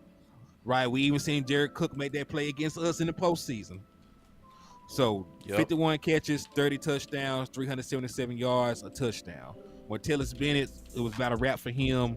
38 targets, 24 catches, 233 yards. And then a bright spot all the way at the bottom. Damn near resurrected his career if he has more touchdowns. Jimmy Graham, the former basketball player, super athlete. 89 targets, 55 catches, 636 yards, and 2 touchdowns. Right, and then we know that Mike McCarthy was not the head coach again until he came over here. I did not include anything from Dalton Schultz because he was not the play caller. So if you look at the numbers, when he had a tight end that was him athletic, he got tight end. He fed him, got the ball. When they were gone, if they got hurt, if they left the team, if anything happened, he fed the receivers. He did not try and bust his head against the wall trying to figure out how to get the ball to no damn tight end. So pretty much what I'm saying going forward, there is not a single tight end on this team that is proven. We love Jake Ferguson. He ain't showed me shit yet. I love Peyton Hendershot. He ain't showed me shit yet. Them boys got a handful of catches and a handful of plays they made. I love Stevens. Boy, you ain't played the NFL game yet. Sean McKeon, boy, you been here 30 years. You got like 2 catches. You was out the door. Luke, my guy, we spent a 2nd round pick on you. You better be somebody. So there's not a tight end on this team that has proved himself yet. And if they don't prove themselves, Jalen Tolbert gonna have them 1,000 yards because they're gonna be throwing the shit out that ball to the wide receivers. I promise you that because that's the track record of Mike McCarthy. Either you him or you ain't. See, and I'm gonna be honest with you, bro. That's why I'm starting to believe in this John Stevens even more, bro. I'm believing in it from what you saying when you put and compare your notes to my notes. Cause see, that was your notes. And matter of fact, first of all, y'all clap it up for Henny first before we continue. Cause I just love how Henny came to cook. He not playing around today. Henny came to cook. We need your face back though, bro. Bring your face back. Hold on. That's what I'm trying to do. Talk this thing out. There we go. Okay. Yeah, man. Ooh, boy, y'all clap it up for Henny. But then I want to kind of showcase, like, because we comparing notes now. Research for research. Okay? So you researched the tight ends. I looked at all of Mike McCarthy's first round draft picks. Ooh, okay. Right? And I looked at the size of the weapon. Hold on. Y'all give me a second. I'm in my book, y'all, so y'all give me a second. So I also looked at the type. So tell me what you see from just looking at this list. I ain't gonna even tell you. Just tell me what you see. Right, if you look at the years and look at the weapons, tell me if you notice something. Let me see. So Michael Finley, 6'4", 240 pounds. Jordy Nelson, 6'3", 217 pounds. 2nd round, 3rd round. Hold on. Before McCarthy hire, okay, drafted in 2006, Greg Jennings, Devontae Adams, 6'1", Richard Rogers, 6'4", hold on, 6'4", Richard Rogers, 6'4", Jermichael Finley, let me see, let me go ahead and 6'3", Kendricks. Let me tell you, 6'5". As time advanced, his weapons got bigger. That's what I'm looking at because it went from 6'1" to 6'3" to 6'4" to 6'5" to 6'5" to 6'5" to 6'7". So when we comparing notes, it's also a type. Now, this is what make it real. I wrote this in 2020, bro. You see what I'm saying? Because I was writing up Boss Cowboy Guide, and I was trying to figure out what is he gonna come in here and what's gonna be his philosophy and who is he gonna target and what type. You know what I mean? So so please also send me your notes, bro, because I'm gonna put that together with my notes, and I want to kind of look for more clues. And good job on that.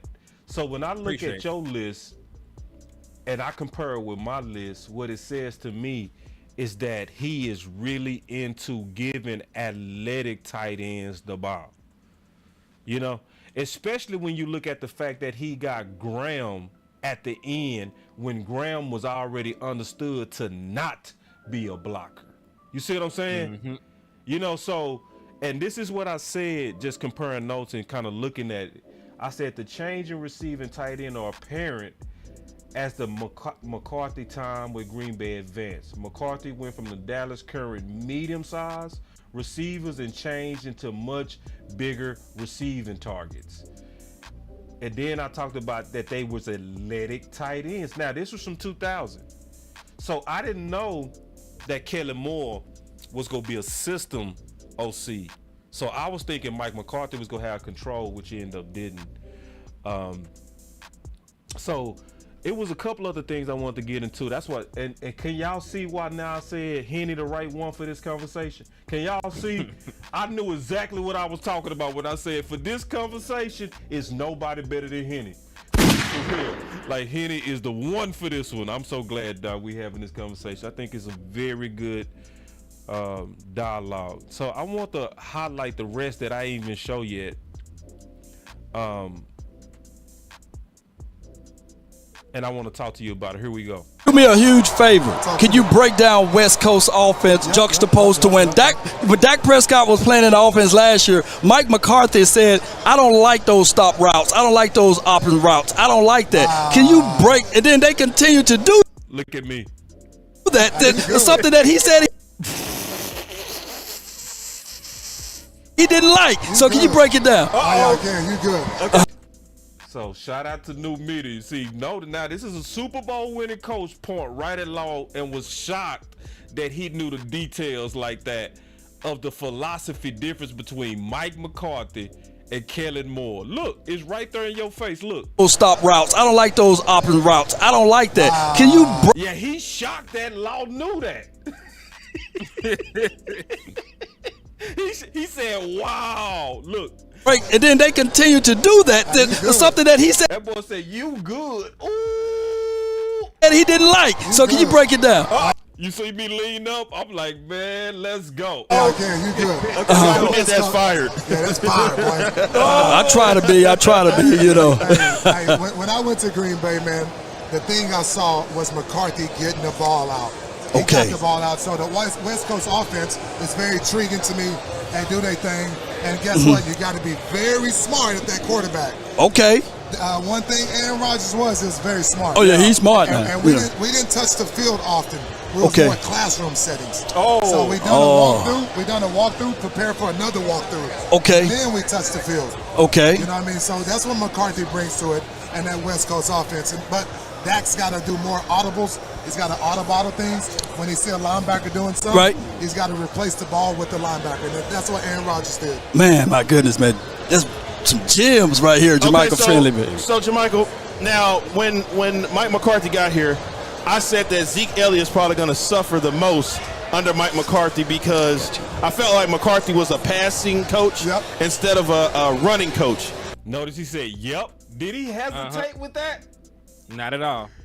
Let's keep going. Is that kind of true? Was I off a little bit there, or how do you? He's not a running coach. He's not. So I thought Zeke was going to suffer. No, he didn't. But at the end of the day, when I played for the Green Bay Packers, we had 6 guys that were #1 receivers. Right. And Aaron Rodgers. We had Jordy Nelson, James Jones, Greg Jennings. Get it. Myself. Come on. Randall Carr was at the bottom there. Yeah, Randall Carr. Good Lord. So McCarthy, was Jordy Nelson? Yeah, right. We call that Mr. Reliable. Yeah. Do me a huge. Let's talk about that, bro. Oh! Hit it and got up on me. Oh, I'm gonna leave the camera right here because I want everybody to see him sit down. I'm not finna play this. I'm like, boy, you done walked off while the pastor was preaching. You know you going to hell. You were going to hell. Say everybody that clapped it out for Henny, take it back because he done walked away as the pastor was preaching. How you gonna go to heaven? You ain't even heard the sermon, Henny. Come on now. All right, anyway, let me keep going though. Cause I want to talk to Henny. How you gonna walk away, man? And the pastor was preaching, bro. And I done caught you, walked away from the church, bro. I was in the middle of stealing the church's money, so. Oh, so you ain't hear that? You ain't hear that? What he talked about? I'm gonna switch the subject, man. You wrong for that. Nah, hold on. Run it back real quick. That's the last part. Should I run it back or should we make Henny pay? Y'all tell me what to do. Henny done walked away as the preacher was going. Then he gonna try to sit down and fake a sermon. Come on, Henny, you can't do that, bro. I only missed like the last 30 seconds. Oh, no. The last 30 was the heat. That's what I need then, man. All right, so let's just bring it back. We'll run it back for you, dog. All right, we forgive you, bro. Man, you wrong for that. That boy walked off. I tried to sneak back. Hey, sometimes that microwave be that important. You be getting ready to burn something. You be like, let me go get that. Let me go get that. All right, here we go. One more time. Favor, can you break down West Coast offense juxtaposed to when Dak Prescott was playing in the offense last year? Mike McCarthy said, I don't like those stop routes. I don't like those option routes. I don't like that. Can you break? And then they continue to do that. That's something that he said he didn't like. So can you break it down? Oh, yeah, you good.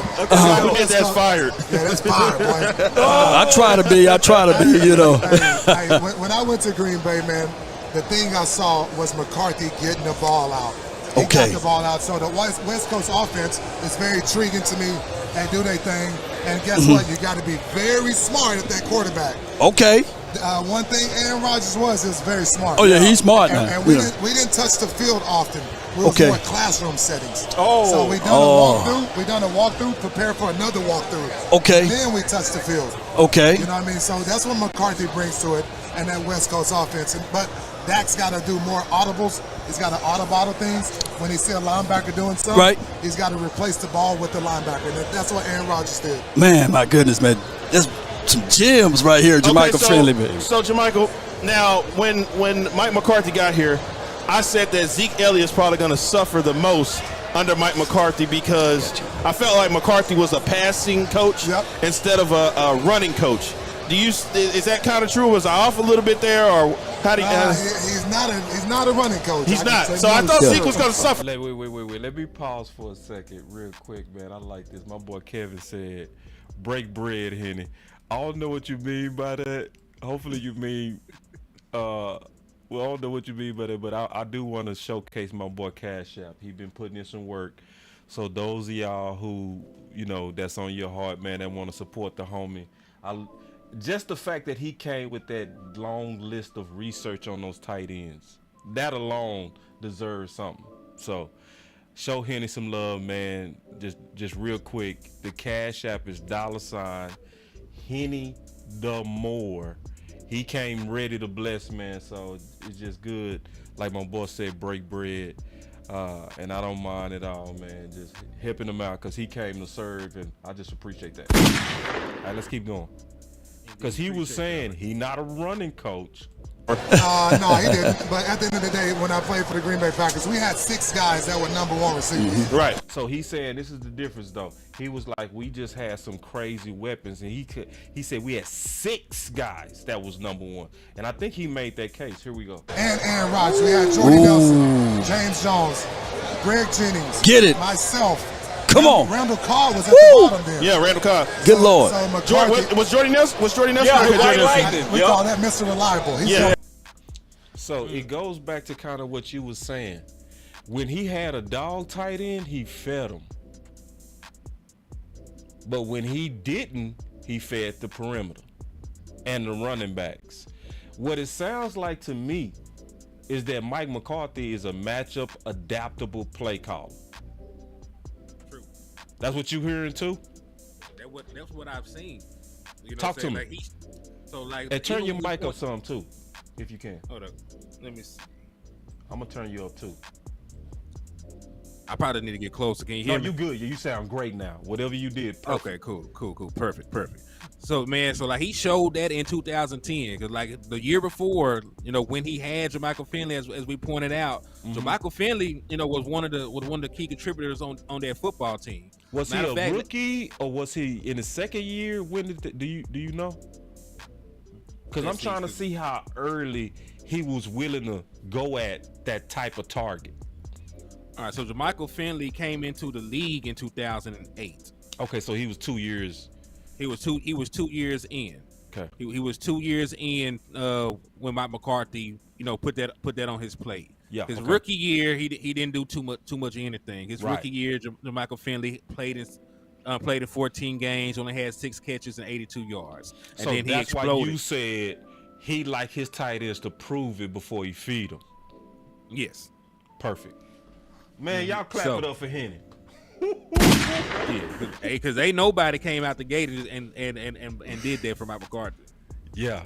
So the chances of, based on history, the chances of seeing that with John Stevens, even though he is looking like he's the most consistent, the chances of us actually watching us develop him before our eyes is basically, in your opinion, slim to none. Now, I think that he'll take Sean McKeon's spot. Okay. That's where I see it going right now. I see that he's going to replace Sean McKeon. Mike McCarthy values a pass catching tight end more than just a pure blocker that can't do anything in the pass game. Facts. So Sean McKeon has shown that he's a limited playmaker on the offensive side of the ball. He's going to be a guy that gets cut, probably make it back onto the practice squad, because who's really checking for Sean McKeon? So that's where I see him at right now. I see him having the opportunity to be tight end 4 right now. And that's cool. We're gonna carry 4 tight ends. We've always carried 4 tight ends. Well, let's keep going, bro. Let's keep going, cause see, the meat of this, I'm getting in with you. So here we go. Let me play this, cause I don't think I played this before. So this is gonna be displayed for the first time. We're gonna break this down. Here we go. Let me ask you, how's his play calling gonna help Dak? Tremendously, man. He, like I said, he didn't make Aaron Rodgers, but he put Aaron Rodgers in place to be successful. He put him in a position to win. Absolutely. And he was the guy that recruited Aaron Rodgers when he was the offensive coordinator for San Francisco. Right. And they passed up on Aaron Rodgers. Y'all remember that? Right. So that's why he said he'll never play there. Oh my goodness. Exactly. And him and McCarthy kind of, I don't know if they bump heads now, but they who doesn't bump head with Aaron Rodgers? He let out a clue right there. Look. Oh my goodness. Exactly. And him and McCarthy kind of, I don't know if they bump heads now. Oh, they bump heads. They bump heads. Because he said they kind of did. He said, I don't know. Yeah. See, because remember, he cool with both of them. You know what I mean? Mm-hmm. He won a Super Bowl with Coach Mike McCarthy, and the quarterback is his friend as well. So he, they family. So he, like we all do, we protect family. Let's keep going. Say he'll never play there. Oh my goodness. Exactly. And him and McCarthy kind of, I don't know if they bump heads now, but who doesn't bump head with Aaron Rodgers? McCarthy is a guy that you want to play for. Right. Now, this is the part, Henny. This is the part. Right. And I think, not saying Jerry Jones is taking over all the things, but we do have eyes, and I do see. Okay.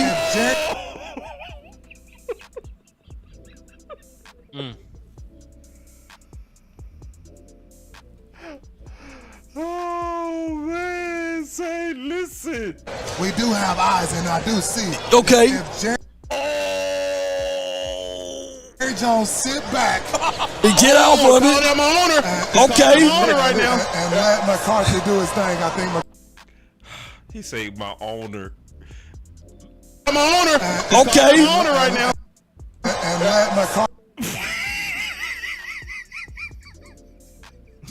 do his thing. Let him get out the way.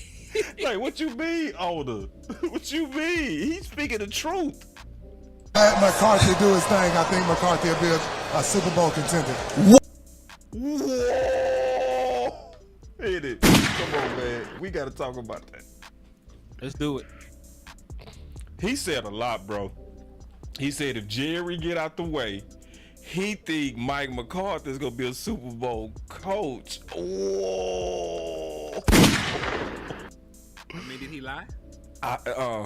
I'm betting on Dallas to go this year. I am. You? I'm betting. Listen, I ain't seen too much craziness. We usually have a whole bunch of negative headlines. Right. Somebody that did something crazy. Right. You know, somebody. Jerry them talking too much. Yeah, like they not doing really that. Been like that. They done got out the way. They out the way. They out the way. Listen, and they're making smart football decisions, bro. They making smart football decisions. How many years? How many years? Which outside of this one, would we have re-signed Malik Hooker? How many years outside of this one would we have we re-signed Donovan Wilson? How many years outside of this one would we brought back a Dante Fowler when we already had pass rushers that they like? Right? How many? We ain't drafted a first round tight defensive tackle in I don't know how long. You got to go back to like the 80s or something like that. So like the Dallas Cowboys are doing everything we asked them to. They address wide receiver 2. They address cornerback 2. Yes. They address your run defense. Yes. They brought in linebacker depth in the draft. Yes. They kept your nucleus of your defense together in that safety room. They got rid of Kellen Moore. That was the one what I knew was. Man, that's what I said. Your cars.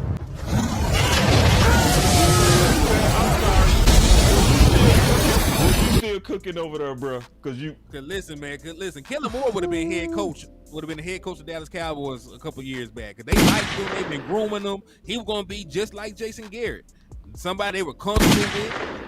They like the prospect of him being this futuristic play caller savant. But man, Mike McCarthy, and hey, shout out to Landlord, man, because Landlord been calling that man Big Mike Soprano, man. Oh, he sent that hit, got that boy whacked. He did send that hit. He sent the pigeon, didn't he?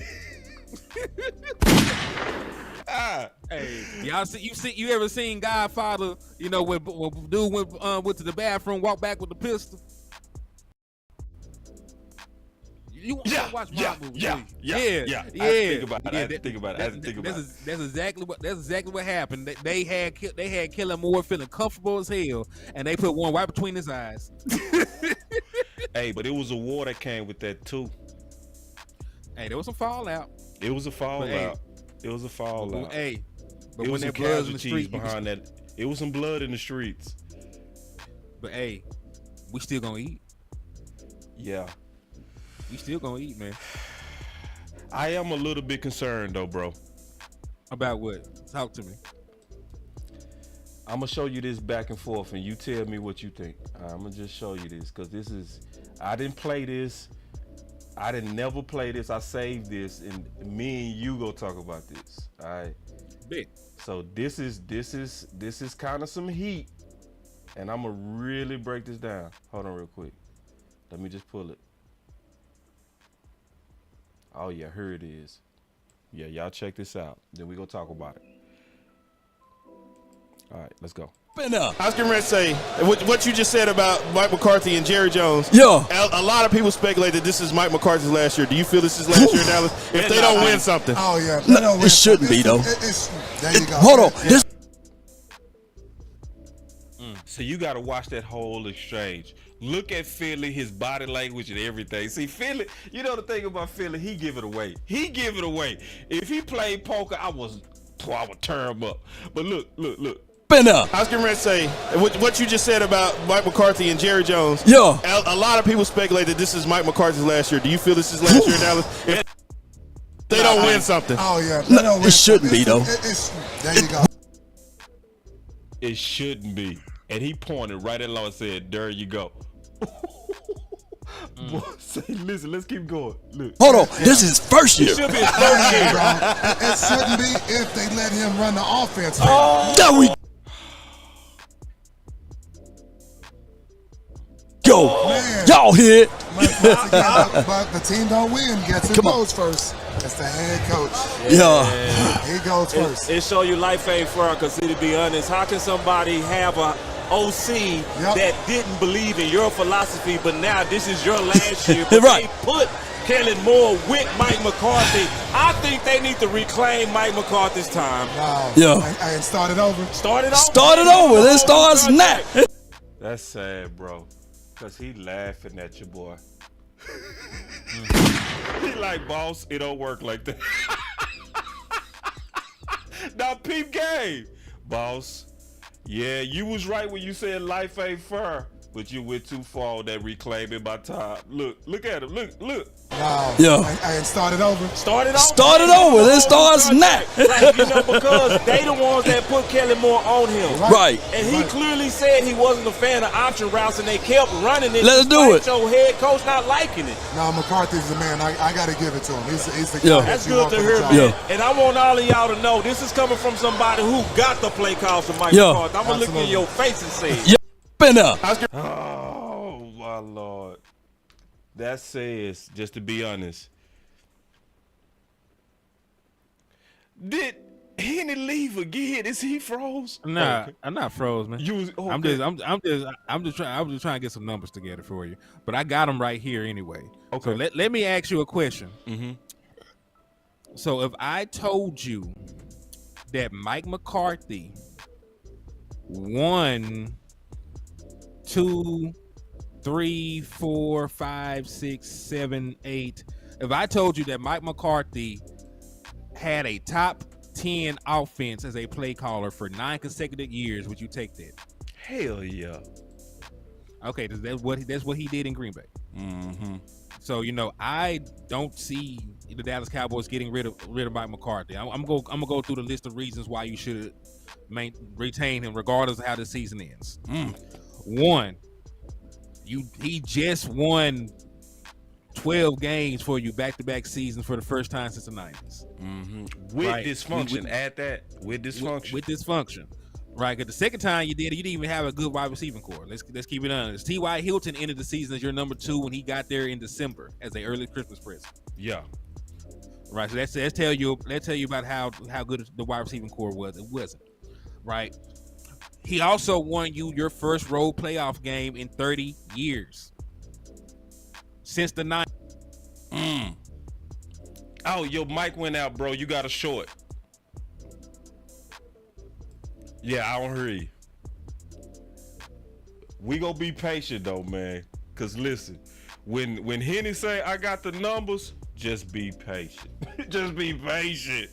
Cause he worth it. I know my boy. When he put in that work, it's gonna be worth it. Yeah, I don't hear you yet. But we gonna be patient, y'all. Are y'all going anywhere? No. Just keep working on it, big dog. We got you. Keep going. Keep going. Whatever you doing. Yeah, I'm with you. Y'all just be patient, man. My boy Henny is worth it. That boy said Malik Davis is. Why you doing that? Why you fixing your sound? Let me just go and take some super chats. Let's go. Let me do 2 things at once. Let's go.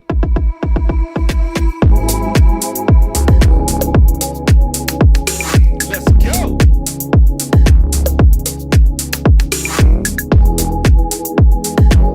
All right, man. We finna take these super chats. All right, can you hear me? Yeah, you back. Okay. All right, let me go ahead and get these super chats real quick since I already told them I was gonna do that. I only got 2, bro. I'm gonna knock them out.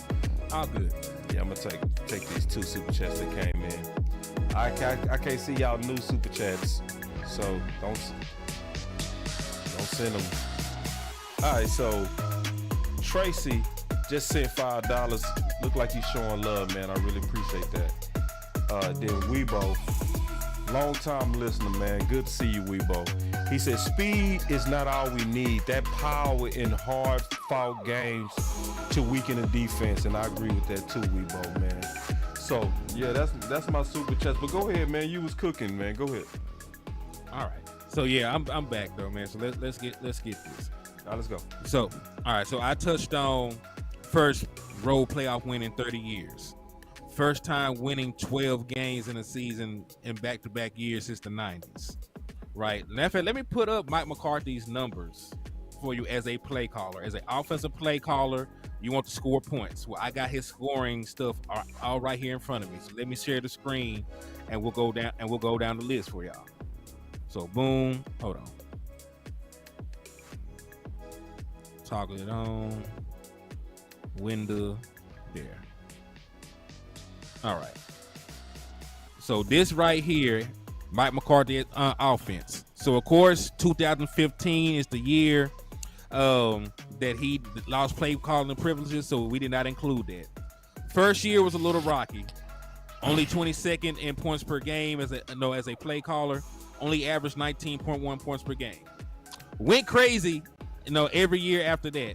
2007, 27.6 points per game. That was good for fourth in the entire league. 2008, 26.2 points per game. That was good again for fourth in the entire league.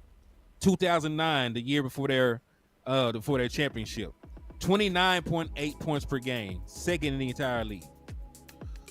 2010, despite losing a dynamic playmaker like Jermichael Finley, 5 games in, they still averaged 25.5 points per game, was good for a 7. 2011, I don't know who the hell was number 1 2011. I forget because I put this together a while back.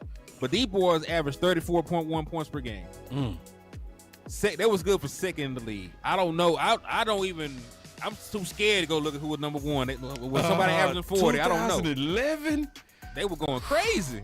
You know who I think that was if I was to guess? I'm going to just take a guess. Denver. Patriots. Denver. Ooh. You remember Denver had Peyton Manning? And they was going crazy. They had like 4,000-yard receiver. They might even had 5. Their offense was crazy. I think that's the only offense that was probably better than that. But go ahead, man. You cooking. 2012, backdoor with another 27 piece. And that was good for fourth in the league. 2013, 25.7 points per game. Hold up. So I'm a segue a little bit after I say this. Mike McCarthy in 2014, his offense averaged 29.7 points per game, which was good for second in the league. He lost play calling the next year. Woo, what happened? After averaging almost 30 points per game, they took his play calling privilege. Did you look in history? What happened? Do you remember? Or did you research it? Because I'm so curious now. I don't know. I'm gonna have to. I got some Green Bay people. I'm gonna go back. I got some Green. Man, boy, listen. Was I lying when I said Henny is the right person for this show? Y'all tell me, did I lie? I did not lie. Henny is the right. Boy, this boy's cooking. Keep going, please. Right. So, lost his play calling for some reason after averaging almost 30 points per game. 2015 was X'd out. They did not have a good 2015 season. I was going to throw that out there. 2016, he took back the reins and became the play caller again. We saw Mike McCarthy up close and personal in a playoff game where they scored 33 points against us on the road. With a trash D. Hold on, before you go to let's let this super chat clear out real quick. I got to let this B-roll clear out. Oh, you good, Kenfo? But why we doing that? Y'all better clap it up for Henny, bro. Ooh. And listen, I didn't ask Henny to do this, bro. I did not. I had no idea. The only thing I did is say, hey, we gonna be talking about Mike McCarthy, and I know you gonna bring it. That's all I said. But go ahead. So, scored 33 points against us in a road playoff game, won and advanced to a NFC championship game. Right. Then 2017, I got an asterisk right there. You know why? What happened in 2017? Is that when Aaron Rodgers got injured? Aaron Rodgers got injured. I'm good. You fired. So 2017. Can I give myself a yoga flame for that? Yes, you should. Yoga fire. So, hey, only average 20 points per game, but when you lose a Hall of Fame quarterback and you don't really have, a good backup, Jordan Love was not there. There was no real heir apparent. They struggled. They had the quarterback from UCLA, I remember, right? Yeah. I can't remember his name. Was it Huntley? I think it was like Tyler Huntley. Okay. Right. In 2018 was his last season. As a play caller. As a play caller and as their head coach, right? Only 23.5 points per game. That's good for 14th. But if you exclude the 2017 games season where I put the asterisk, this man, had 9 consecutive seasons from 2007 to 2016 where he coordinated a top 10 offense. And if you look at my notes at the bottom, he produced a top 7 offense. Oh, hold on. He produced 7 top 5 offenses. So 7 of these 9 offenses were top 5, not just top 10. So let's talk about that. You mean to tell me the Dallas Cowboys are going to let that walk out the door? Because I guarantee you. Because listen, we've averaged 30 points per game the last 3 seasons with Dak Prescott playing. If Dak Prescott is healthy, we're going to average over 30 points per game with what we have. I think that's a fair assumption. It's okay. Let me push back just a little bit, and it's not even pushing back. Let me play devil's advocate with you, okay? Mm-hmm. What if somebody was a hater and they was like, but hen, could it be that the defense is beginning to catch up to Mike McCarthy about 2017 and 2018? So therefore, that made his firing justified. What would be your response to that? My response to that is nothing. No, there's nothing new under the sun. Like everybody knows West Coast principles. The only thing that changes with West Coast principles is how you dress it up. Because the way that Andy Reid, listen, all these plays are the same. That's Andy true. Andy Reid is in Kansas City running dagger. We're going to be in Dallas running dagger. Sean McVay is over there in LA running dagger. Right. Do you know the differences is how they get to it. The personnel package they run how out they there, mix it up, how they set it up, how they set it up. So they maybe do ring. They may go out there do ring around the rosy around the tight end, and come out there and something funky. You might have the quarterback playing running back or some shit, and they still gonna go out there. It's still gonna be dragging play side or lying on the back side, or it's gonna be dagger, or it's gonna be mesh. All these concepts, are West Coast principles. And the only thing that changes is how you get to it. So regardless of what they feel, Mike McCarthy actually helped himself, by keeping Kellen Moore around. He got to see what a modern NFL offense looks like. So whether you like Kellen Moore's play calling, you can't say you don't like Kellen Moore's play design a lot of the times. There were some things that Kellen Moore did at a very high level in terms of schematics. It's just the basic shit is what got Kellen Moore in trouble. Like, I shouldn't do this double reverse after I just got this first down. I shouldn't go shotgun, from 2nd and 2 in the red zone when I'm trying to double up. I shouldn't run so many option routes without, I shouldn't run an option route without a counter. So I've been running curls. I should probably run a stop and go, right? Because they probably gonna sit on this. I can probably take a shot. Those are the things that Kellen Moore struggled with for the most part. Like he had great play design a lot of the time. So Mike McCarthy got to see that. Mike McCarthy said out his mouth he's going to keep some of the things that Kellen Moore did.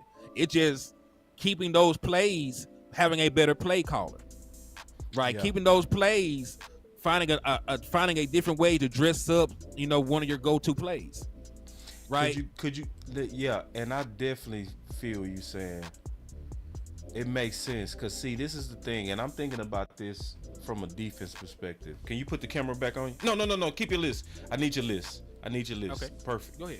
So, let me take the super chat real quick, though. Real quick. Give me 1 second. Let me take the super chat because he said, my boy comment says, if we keep Mike McCarthy, we going back-to-back champs. Yeah, I agree, bro. Because the formula is so perfect for us right now. So, the thing about even fighting against me being the devil's advocate to what you said, and thank you, Pretty Pray, where she talked about the New Orleans offense was number 1 in 2011. She answered that question. I appreciate that she did some research, or she just knew it. Thank you, Pretty Pray. Drew Brees now, you're right. Yeah, Pretty Pray. We should have figured that, because remember, that's when Drew Brees now was cooking. You know what I mean? Yeah. Pretty Pray, really appreciate that lady. So, and hold on, how our likes looking? Before we go any further real quick, just how are we looking on the likes? I'm not even looking at the amount of people that's in here. Well, I got 58 likes, so I'm good. There's only 35 folks in the chat, so I'm Gucci. And then you actually got more likes than people in the chat. You got 275 likes. There's 273 people in the chat box. Okay. That's decent. We'll keep moving. All right, so this is the deal. as a defense, if you've been the top 5 offense for like 8 years straight, it ain't no way to figure you out. Exactly. Because obviously they anybody that's a top 5 offense that consistently, defenses are going to spend a whole lot of time trying to figure you out. That is what's going to happen. So, yeah, come on back, Hen. Come on back. Get your face on back, and then we'll yeah. He coming on back, y'all. All right. So, no, man. I'm good now. No, man, but so I just want to say this, man. First of all, I enjoyed the hell out of this, Henny. We got to do this again. We got to do this more, man. Y'all give Henny some love, man, in a lot of different ways, man. So first of all, one of the ways you can show love to Henny, man, is with the cash. So we go obviously showcase the cash and kind of tell them all the different ways they can support you, bro. Yeah, man. Well, hey, first and foremost, man, sharing is caring. So, you know, if you ain't got it to give out your pockets, you know, you can always come over here to the liquor store, man. Hit that subscribe button, you know, join the growing family. Hit that like button, hit that share button, man. And also, man, you know, I do give discounts over here at the liquor store. If you slap the shit out of an Eagles fan, I will be able to give you half off on all the merchandise. But yeah, man. But hey, if you come over, he said Henny. What could I say? They say Henny need to be on the final word, no doubt. Yeah, we'll make that happen one day, man. We'll make that happen one day, man. We'll But make that happen soon. Yeah, man. But yeah, that's where you can find me. Monetary wise, matter of fact, you know, I do raffles too. You know, I always incentivize folks, you know, sending. So if you do send at least $5, you will be entered, you know, to win a Dallas Cowboy jacket or pullover. So it's the Cash App is $Henny the more, and of course we monetize over at the liquor store, so you can send cash. You can send super chats or super stickers too. Nah, we go get Henny on the final word, man. You know, it was one of them things that first me and Henny, I wanted to do something with Henny first, to be honest. You know what I mean? It's like, cause it's obvious, man. Henny is very cold. Like, you're a value to the community, bro. You're a true value to the community. And it's been obvious from day one. And it's just so funny because me and Henny actually started the same. We both started working with West Coast. We both started as writers. You know what I mean? Mm-hmm. And, you know, and I'm just watching you, bro. Just watching you do your thing, man. I just enjoy Henny's content. Like, and listen, I get bored easy. I'm dead ass. Excuse me for cursing. I messed up my own money on that, but it's all good. I get bored, bro. If you don't know football, I'm gonna tune you out pretty quick. Henny, one of them dudes that holds me. Like, I would sit there, and Henny, I'm gonna need your notes, bro. I'm gonna need your notes, cause I got you. Yeah, I'm gonna double check. Not saying you messed up, but that's what I do. I gotta measure all Kool-Aid. That's my thing. But y'all clap it up for Henny, man. Obviously, man. And any final words, big dog? Nah, man. I'm just ready for this next preseason game, man. So, you know, just some names to watch. You know, I got some guys whose stock is through the roof right now. Boss, you probably know. Do they pronounce the man Awesome or Asum Richards? How do you say that man's name? I say, I don't know. I'll be faking, bro. Yeah, so you know I'm the numbers guy. So Asum Richards is the only offensive lineman that graded out in the top 5 for the Dallas Cowboys in both pass blocking and run blocking in the last preseason game. So he is definitely a guy that I want to see more of. And, you know, you can't say that he went up against scrubs. He went out there and started, right? He went up against the first team defense and did not give up a single sack. Only gave up 2 pressures, did not give up a single quarterback hit. And he went out there and played the majority of the game. So I think it was damn near 40 pass blocking attempts. So shout out to Asum Richards. Boy, you might be earning some money. Guy that needs, I think he is. Yeah, because listen, we all know. We already sit here and said it. We don't expect Tyron Smith to be a guy that plays 17 games. I don't believe that in my heart or mind, so I need to be prepared. Hold on real quick. They say it's awesome Richards, Awesome. like awesome, like the word awesome. Okay, so awesome Richards. Okay, good. And then real quick, I like what they saying about us because it's making sense, bro. They say boss investing facts, you invest the numbers. I think that's a perfect description of us, bro. I believe so too. Perfect description of how we kind of fit each other. Like you go really dig into them numbers. I dig into like the rumors and stuff like that. I measure that. I'm real good at that. But go ahead, bro, man, you cooking. Nah, so like he is the guy you need to watch for. So if I'm not mistaken, what's Ace? Matter of fact, I ain't gonna ask you. I got Awesome. Google. Google is free. Yeah, like Google is free. I be sitting up here asking y'all what this boy number is because I can't remember off the top of my head. I just need the Google, the man. So when you go out there and you watch this preseason game and you look on that left side, you need to have your eyes out there looking for number 76. Mm-hmm. So if 76 is out there, he holding it down. You know, he is a guy that needs to have a roster spot, right? Another guy that needs, and listen, I'm gonna go to the opposite side of the spectrum. Y'all already know that I talk crazy about Malik Davis, but that was fun. It was, but you know, I do need to see more from Malik Davis, and another one that people aren't really talking about. Eric Scott, you need to have a better performance as well, my guy, because when you went out there, Kevin Joseph looked like the better corner. And we don't have that many cornerback spots. So my guy, get it together. They like you, but you know, like only take you so far. I need you to go out there and have a better showing than you did because you did not grade out too well compared to Kelvin. And y'all know I was trying to assassinate Kelvin. I was trying to, put one in his head, put him in the trunk, take him out to the woods. I was trying to get Kelvin out of here. But Kelvin Joseph, Kelvin Joseph plays. Trying to put one in the head. Kelvin Joseph played so good, I called the hit off.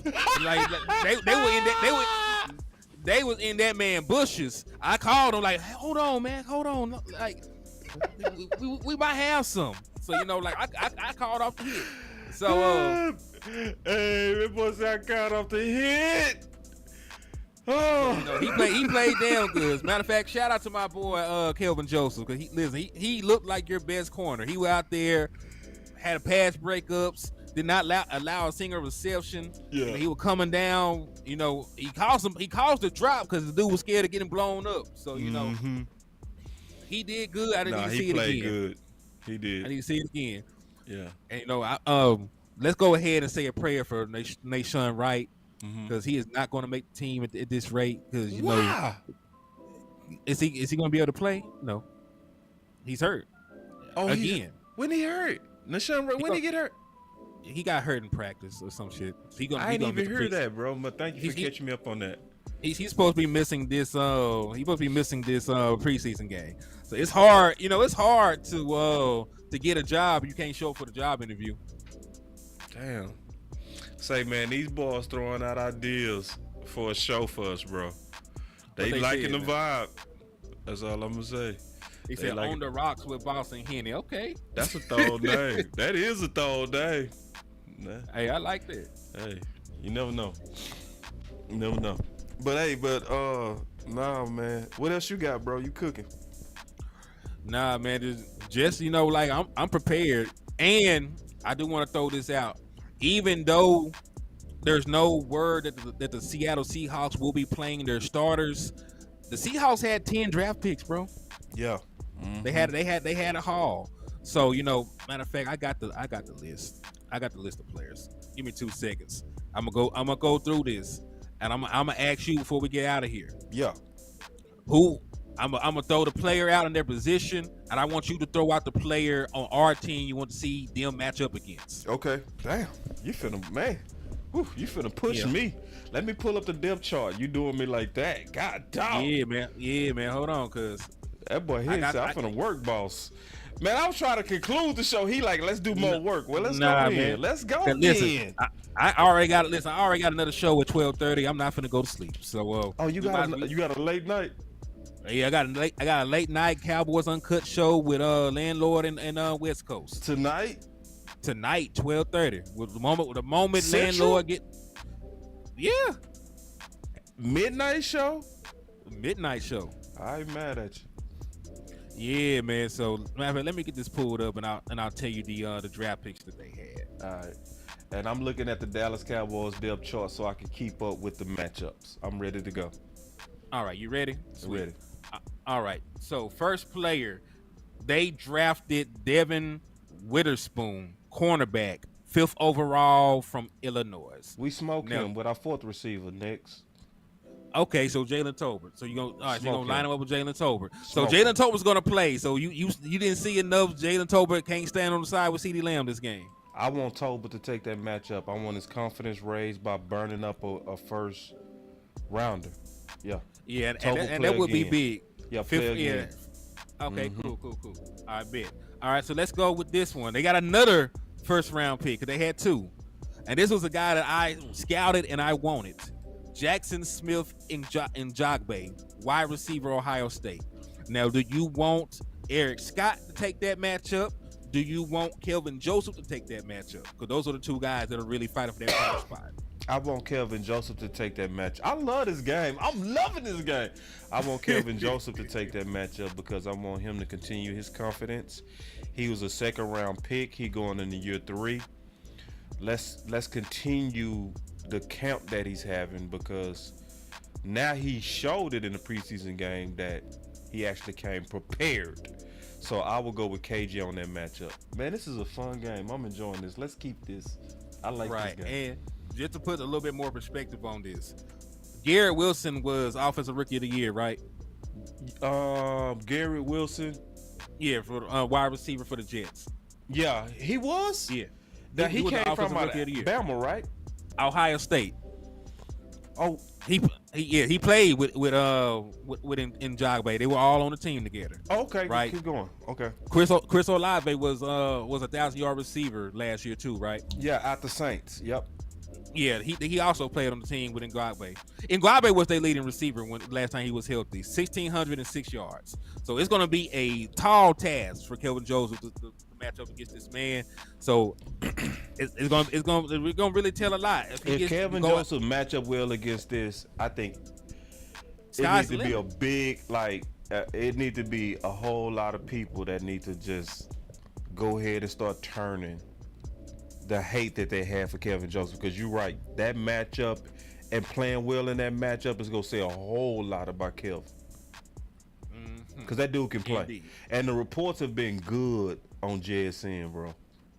He's great, man. He listen. I know a lot of people like Tank Dell, but I think JSN might be the best route runner that the draft produced this year. I'm not completely sure. It's a toss up between him and like 1 or 2 other guys. But man, his footwork, man, like it's exceptional. His releases, chef kiss. Who was my guy that came out of Boston? I saw his routes.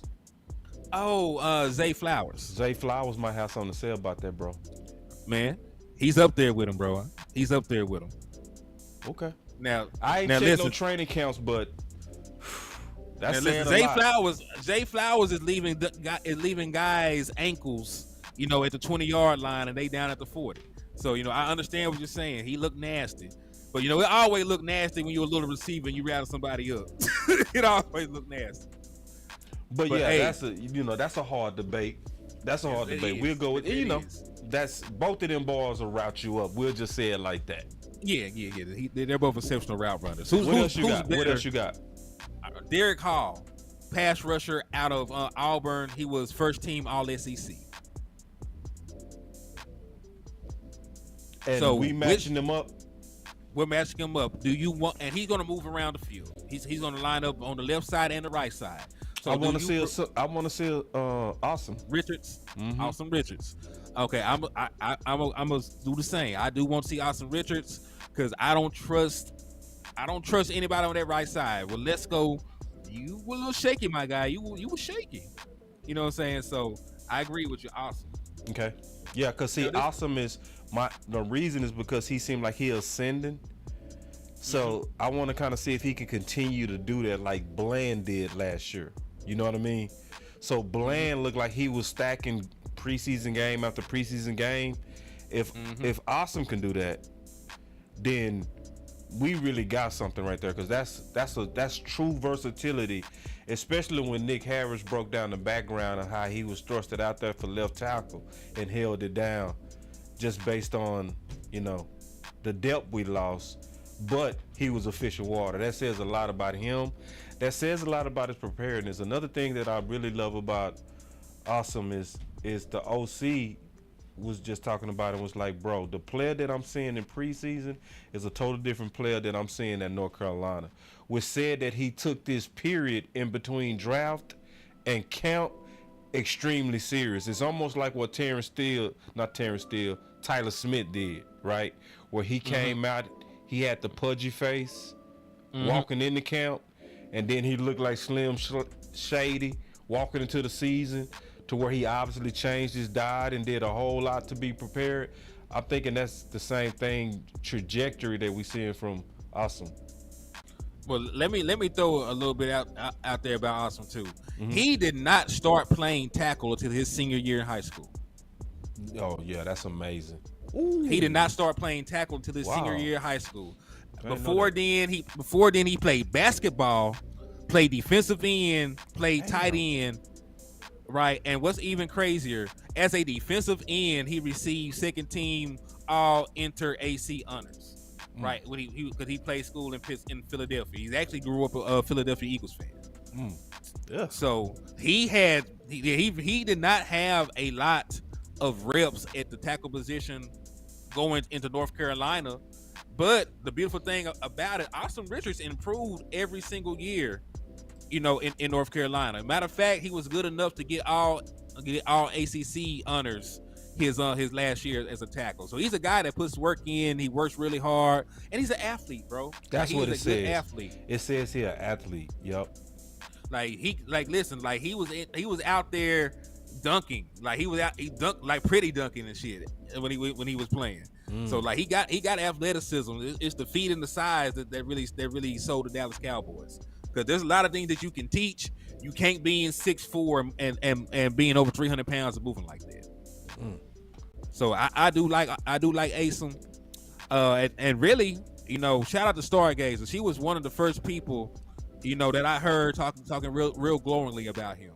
Because I was on record. I say Asim Richards is going to be like 2 years out. I said Asim Richards was 2 years out based on how little football he played and based on most of the tape at North Carolina. Dude looks like he can come in and contribute right now. In like a relief pitcher. In a relief pitcher, like in a relief role. I know what you're saying. Yeah, so shout out to Asim Richard and shout out to Star, because she was ahead of the curve on that one. I said that TJ Bass would get in and be a guy that could contribute before he did. Yeah, and I love Star's style. Watching Star and her content. Star is somebody that's independent. Like she'll speak her mind. Indeed. And she'll just say what she say. She don't go with crowds. I love that about Star. Indeed. So I got another name for you, man. I got another name for you. And listen, I know I'm butchering the man name. I know y'all said Awesome. I've been saying Asim like 30 times. It's gonna be Awesome. Y'all forgive me. Because it's always somebody like, pronounce his name right, or I'm not gonna listen to your content.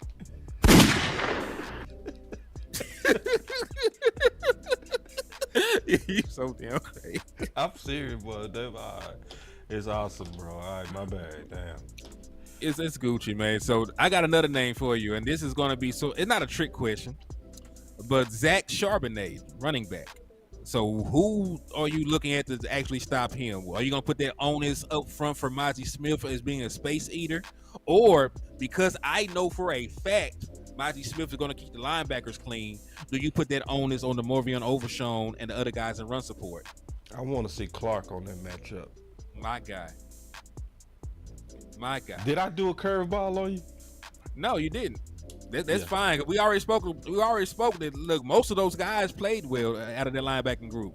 You could have said Harper. I would have been fine with it. Yeah. I say all three. Harper, but in order, especially knowing what type of back Charbonnet is. But Overshown would be entertaining. You know what? I got a curveball for you. Okay. Do you know somebody that needs to match up against him? Against Marquise Bell.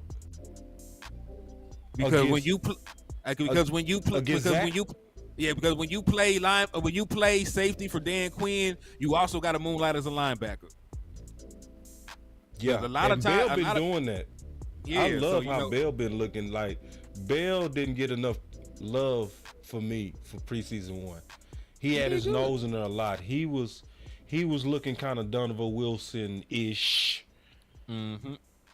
Emphasis on the ish. Yeah, because listen, Dunno went out there and got 5 sacks. So, I can't even, I can't say Dunno. I can say Dunno-ish, though. You damn right. Yeah, right ish. Emphasis on the ish. Yeah. But hey, Dan Quinn has been very high on Marquise Bell. He really likes the kid a lot. He got a lot of upside.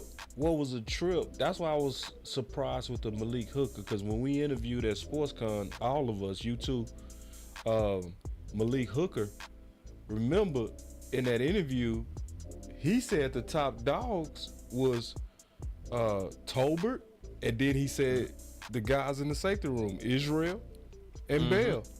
And from preseason, I think he's right. Other than that touchdown that Izzy gave up, Izzy played good.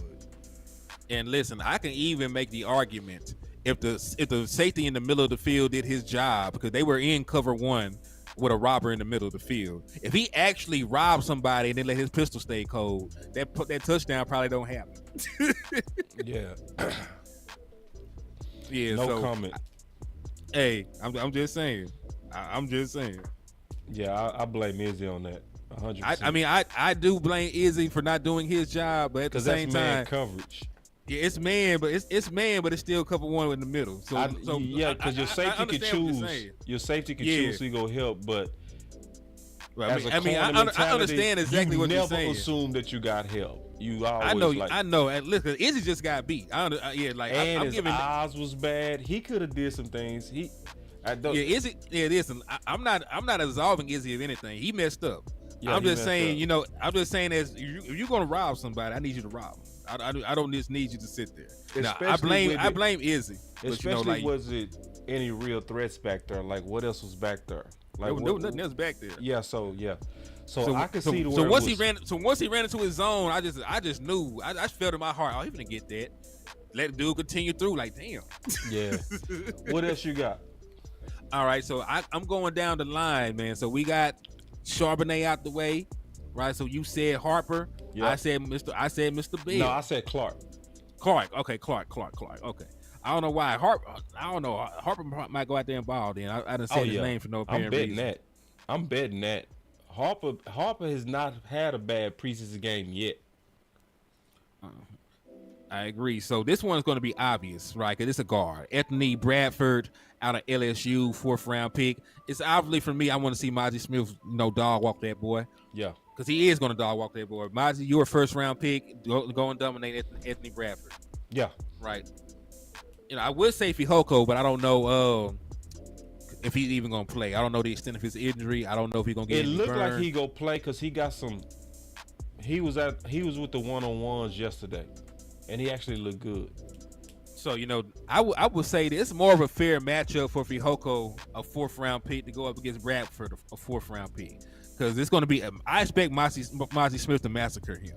But Mazi Smith was getting double teamed and triple teamed by starters the last preseason game. So I can only imagine what the hell they're going to have to do to try to slow him down with some backups. I would also still go with Fihoko on that matchup too. Yeah, like, because what I was seeing in the one-on-ones, Fihoko got some punch to him, man. He do. I think he need a couple more peanut butter sandwiches, but I do like Fihoko's motor. All right, so he looked instant to me, to be honest. He looked Fihoko? But that's judging the drills too, bro. That's very limited odds. You know what I mean? But I'm just being honest on what I saw. No, you're fine. You're fine. Like, if you see it, I believe you because you know your shit. I'm just trying to make sure we're on the same page. I'm thinking he getting ready to pop hard. From what I saw, I think we're gonna be talking about Fihoko come Sunday. I mean, I hope that's the case.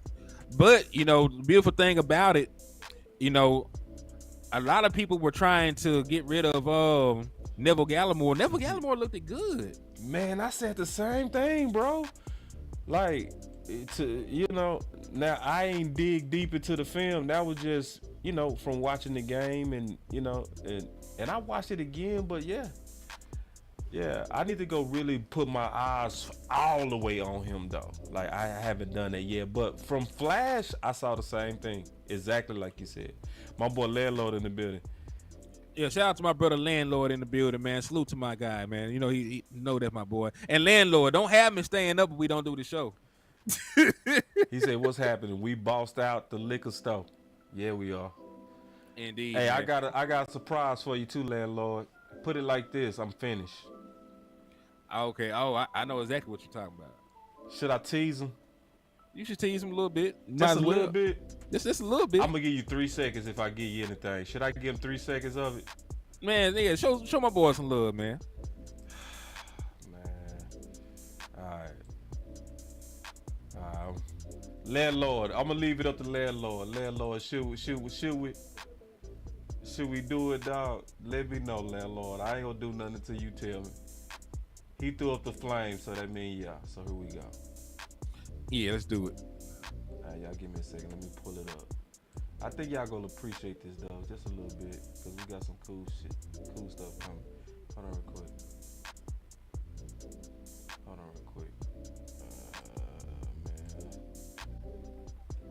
I mean, yes, Neville did look good, and they were backups, but we did not put that disclaimer on what we seen from Deuce Vaughn either, though, did we? So Neville's a backup, dog. So he's supposed to look good against backups. It's not like he's a starting defensive tackle, so you should still give him credit for looking good against backups. Yeah, I think people say that when they've been speaking against you. That's mostly when I heard people say that. That's the only time I heard people say that's when they've been speaking. It's preseason.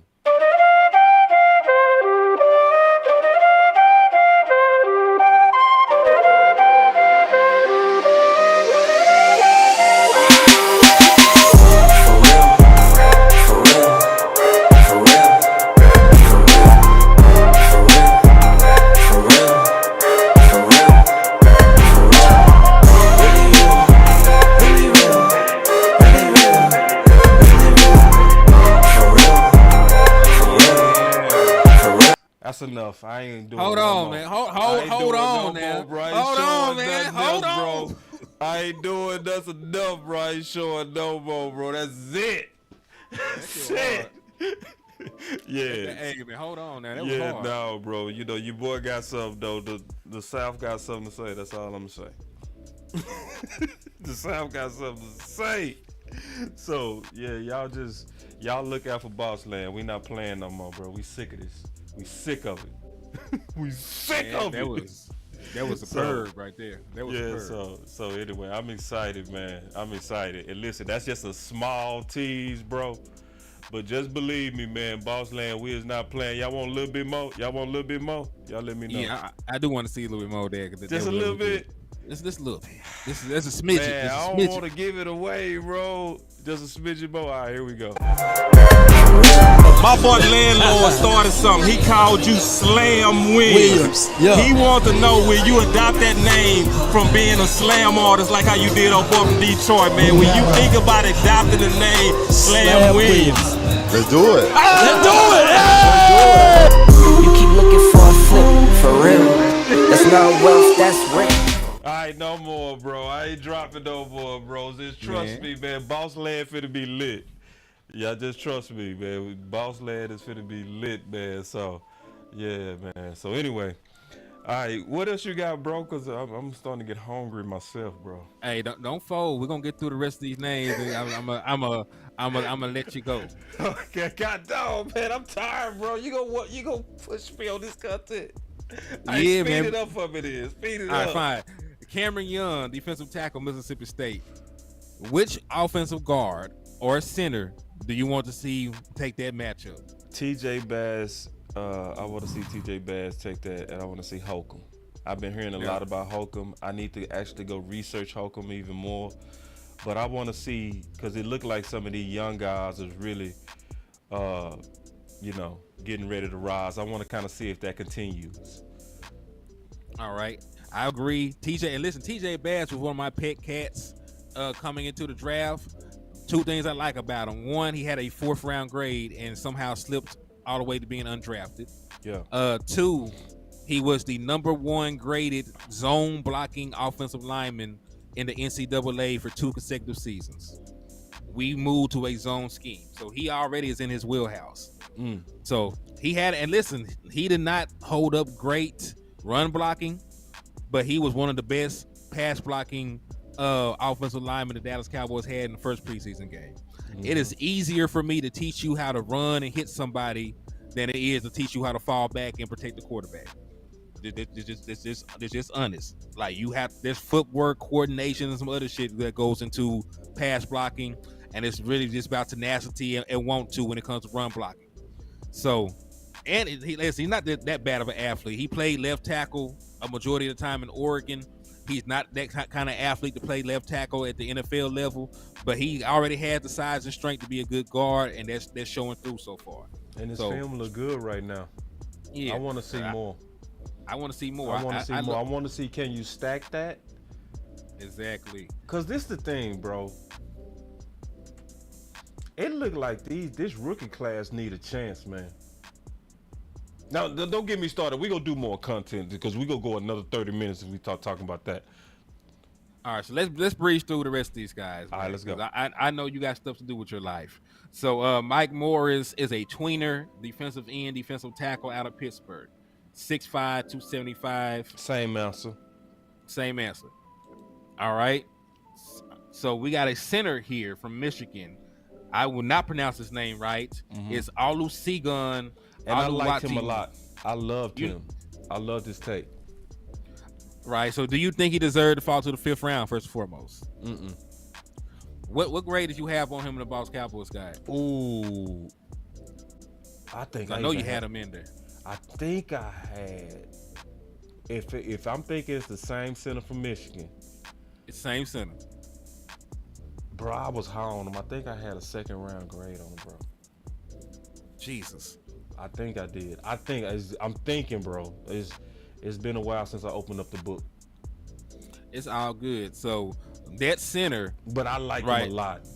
I was high on him, bro. All right, so yeah, that's the one I want Mozzie to take. Then I'm gonna swap my answer. I would want Mozzie to take that one too, just because I want to see how bad you do your old teammate. Yeah, I forget they played together, so they probably boys. Okay.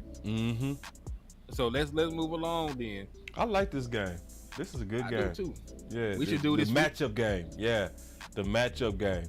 And right now, I would say we clearly hands down winning the matchup game. I agree with that. Draft for draft, matchup for matchup, man, we are smoking them.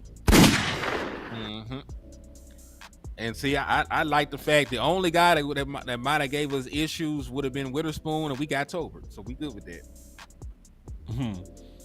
So Jared Reed, safety out of New Mexico. I don't really know too much about him. He probably is going to be the one guy that does not make the team because they got all kinds of safeties. They got Quandre Diggs, Jamal Adams, Julian Love. So he might be, a guy that's on the cusp of not making the team. So he's a safety, you know what I mean? So who would you want to match up against him? Because odds are, tight ends. Like, he probably gonna have to cover a tight end. So I'm gonna throw out there and say, if they line him up against John Stevens, I would like to see that. Odds are you're gonna line a tight end up against a safety or a linebacker, maybe a big nickel. Man, so I want to see what Stevens do against that. I like how you thinking on that, and I see where you going on that. I would want to actually say Schoon. Well, he need a layup right now. Because I want to see, bro. Like, because see, that's just me. It's like, because I don't want to see, because, Schoon, he caught him a little hot pocket in the game. He went to the soft spot and he sat down and turned around and caught the ball. But I do want to see your athleticism versus a safety, because that's going to tell me a lot about you. Because you're right. When we're looking at John Stevens, you seeing the athleticism just period. And so I'm not going to. We going to keep seeing that. I want to see, was the second round guy really worth the salt that y'all tried to hype him up to be? So I would want to see him against Schoon. Well, I'm gonna say this. That's probably a good matchup. But if he goes out there and he cannot make plays against Jared Reed, that's an entirely different story. I don't know if we want to go down that rabbit hole. And last but not least, and this is a guy that I know for a fact Landlord was high. He was trying to convince me about Kenny McIntosh out of Georgia. So running back Kenny McIntosh with their final pick. We did review him when we did the Cowboys College over the course of the offseason, prior to the draft. He's not a bad back. He's not. So who would you want to see to take that matchup? Would you give that to one of the younger linebackers? Is this something from Malik Jefferson, or what do you see for this matchup? And that's the last one. That's the one I would say over Sean, because I agree with Landlord too. I was high on Kenny McIntosh too. I was high on him, bro. I liked him. And he, because of the type of back he is, I would want to see the Overshawn, because I would consider him a lightning back as well. But I think Kenny can run in between the tackles too, but I think he's more lightning back in the league than he would be like a true 3-down back. Like, he's a pass catching back, in my opinion. So I would want to see the safety / linebacker take that. In my opinion, that's what I would want to see. Right.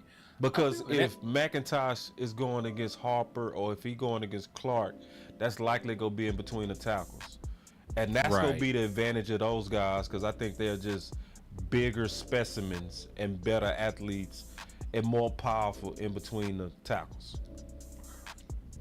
Shit, hey, I appreciate you for that, man, because, hey, I was looking at this too. We got a lot of the same, not necessarily all the same players, but we got a lot of the same mindset of why we want to see certain guys against certain people.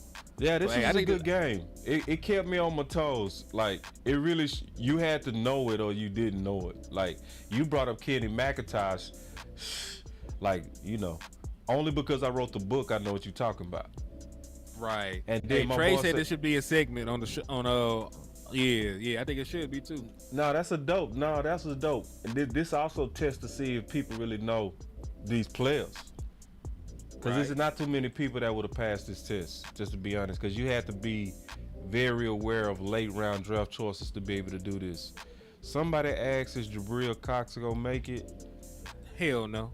Why not? But then again, I was not high on Jabril Cox anyway. But besides, listen, let me ask you a question. You seen that movie they cloned Tyrone? You ain't seen it yet? So basically the premise is they in the hood conducting experiments, they cloning folks. The government really is the one making the pimps and the drug dealers, and they doing that, to keep crime up so nobody moves in, they can continue to run their experiments in peace. Right? So it had nothing really to do with this, but there is a clone of Jabril Cox already on this team, and his name is DeMorvian Overshawn. Now they did not get the chromosomes right. They a little different color. Yeah. They a little different color. But when you ask me about why we wanted Jabril Cox, it's because he was a guy with a safety background who could cover and who showed flashes of being explosive to the ball and could hit.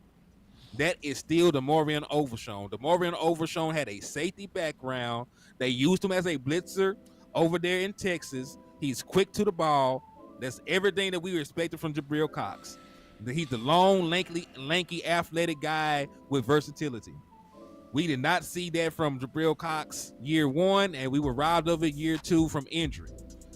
As of right now, you were asking me who was winning the preseason battle between them two. If there was one spot open and DeMorvian Overshawn and Jabril Cox were playing for it, would DeMorvian Overshawn not be ahead of Jabril Cox right now?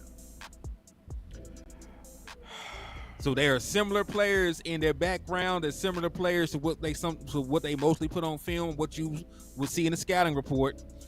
And right now, DeMorvian Overshawn, they like him more. He was a 3rd round pick compared to a 4th round pick. Bro, and that's why I don't like it. It's because of that last factor that you added. That they like him more factor. I mean, I like him more too, but I said Jabril Cox missed too many damn tackles. That man was out there in preseason. Out there on special team missing tackles. I put it like this. That was always Cox's problem since LSU. But my comparison to them is kind of opposite, just a little bit. Talk to me. I feel like Cox is a supreme coverage linebacker. Supreme. Yes, he is a great coverage. I think he's better in coverage than DeMarvin Overshown. Yeah, I think he way better. I actually think Jabril Cox is playing the wrong position. I think the man should be a safety. I think he and West floated that too. I think he should be a safety. I think he should be big nickel. I think he should play with curse plays. Cause see, if you say safety, people go, "Oh, he's not a safety." I already been through that fight, bro. Trust me. But we saying the same thing, bro. Right. Really. At the end of the day, we want them playing that box safety like Curse, and sometimes they put Donovan Wilson down in the box. I think that's the perfect spot. And you know what's sad, bro? I talked to Cox, and he said the same thing, bro. Oh my God. He want to play the big nickel. He told me that directly.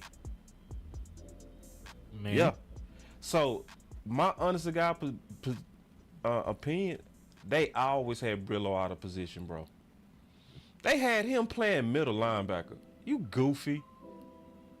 You goofy. They had, like, I like Quinn, but Quinn, what was you doing? Like, middle linebacker? Nah, college should have said don't do that, right? Pretty much. So I honestly don't think Brillo getting the first shake right now. I think they anointed over Sean, and Cox watch Cox go to another team. He go Super Bowl out. Somebody go say put him at the big nickel, and he go crazy. Watch. I'm certain it's gonna happen. If we let Cox go, we fools, in my opinion. Well, this is the thing. I'm over Jabril Cox as a linebacker, but you're opening my mind to see him more as safety. So don't say safety, bro, because I already been through that. Listen, I know what you mean, though. I know what you mean, but I already know. They go, oh, he's not a safety. Like, yes, he is. He could play safety. Man, listen, they gonna have to be mad at me because I don't give a damn. I'm with you. Because listen, I don't give a damn. They can be mad at me, but like they hated Jesus. So who am I? You know what I'm saying? I'm gonna say what I say. But yeah, I think he should play safety, and I think that Dallas Cowboys are known for pencil whipping that medical report. So he might come up, with a severe migraine in the medulla oblongata or some shit and have to be on IR, from here to next year or something. So I know for a fact, from secondhand accounts that they do that. Yeah. They literally stash people away. They're scared of losing. Because I can't even say what I know, but I know for a fact that Simon Fehoko was not really injured, and they stashed his ass on the IR. And see, shout out to new media, man, because there's so much that we hold that we don't say. It's just part of what we do. Like, for those of y'all who jump in this, and then when you start kind of gaining your contacts and sources and resources, it's so much that we know that we don't say, bro. Just trust me on that. It's because it's good for the team. Some things is better not said. But giving my final words on the show, I will say this. My boy Landlord said facts. Am I lying, Landlord? I'm not lying, bro. It's just part of being in this. When you become new media, you learn real quick. It's certain things you just don't say. You know what I mean? But I will say this. I enjoyed the hell out of the show with you, Henny. Just don't give me no last minute trivia no more when I say I'm finna close out because I was tired. Yeah. But other than that, man, I catch you on your toes though, didn't you? Yeah, you kept me on my toes, bro. But I gotta get up early. He didn't give a damn. He like, dog, we got content to do. He said, I prepared this, so we doing it. Damn, bro. It's like that. But anyway. It be like this sometimes, man. Nah, but I really enjoy rocking with you, Henny, because this is the main thing I really love about my boy Henny, man, just from doing this today. Henny is a straight shooter, bro. Like, no chaser. You know what I'm saying? He give it to you. Bruh. That's my Finish him. That's my type of dude, bro. You know what I mean? Now, a lot of people don't like that. You know what I'm saying? My boy Landlord said, I'm tired, boss. Hey, my boy Landlord for the back. And see, I see why you don't do shows with Henny. He don't know when to get off. Hey, Landlord. he finna see soon, too. I'm over here showing all the signs of fatigue. And he was like, hey, boss, we finna do some trivia. What? Oh, man. Yeah, we got some trivia. I'm like, all right. No, but man, like, no, that's my type of dude, bro. Somebody that speaks his mind, and he was unapologetic, man. He had me cry. That Malik Davis, to me, that was the funniest part of the boy. What you say? Oh man, he had me cry, bro. That just said you are guilty. What you say? Of not doing shit. I said that man is guilty of not doing shit. Oh man, I was dying, bro. So, oh man. So anyway, man, no, we gotta definitely do this again. So y'all look for some more content, man, and y'all definitely look out for Boss Land. We really got some good stuff coming between me and Landlord, and then me and Henny and me and Wes and me and everybody, man. You know, I really believe in DC Universe and the power of us rocking together. Especially strategically, like on this show, I said, when I talk about Mike McCarthy, it's only one dude I want to fight with. It was only one. It was like, it's only one dude that I want to get in this foxhole with tonight. And my boy to my left, man, my boy Henny, man. So what's your final words, bro, before we get up out of here? Man, my final word is this, man. Caesar can't get here quick enough. Man. That's all I gotta say. Like, yeah, we done spent all this time, you know, talk about off season moves, free agency, training camp, the draft, all that's preseason. Man. It's time for some real football, man. Boy. And one more time, man, you know, y'all support the boy, man. I really enjoyed how he came with way more than enough, man. He came with way more than enough evidence. I should have known, because he was like, boss, I need about 3 more minutes to assemble my notes. I was like, all right. But he came ready, man, and I love doing content with people like that. That's really went to the lab, and he went back years, you know. So I appreciate that, man. Y'all show my man some love with some CashApp, and y'all could also show me some love on the CashApp too. So my CashApp is BossCowboySports with the $sign. So, you know, and matter of fact, whatever you give me matches to him and vice versa. Straight like that. All right, man. But it's BossCowboySports with Henny the Moore, man. Y'all stay up, man. We gonna continue to do this until the cows come home, man. The season is here. Let's get it. Boss Cowboy Sports, where your voice matters. Feeling bossy. Let's moving too bossy, we don't tread softly, but not flossy, the streets that taught me, moving too bossy, we don't tread softly, but not flossy, the streets that taught me, I'm just trying to get my nigga paid. We came from Section 8, and I knew I was at since the 2nd grade. Man, I swear my time is coming, cause I'm never late. Came from broken homes and broken dreams to getting paid. Dollar bill, listen close, this is not a drill. Niggas hungry trying to get a meal. I've been in light, who gon' pay a bill? I've been in action, been in traction, surplus with niggas lacking, shining light but still be blacking, red lights will stop the action, green to go, even when it's slow. Higher heights to balance out the lows. Can't ride the wave cause you ain't got a boat.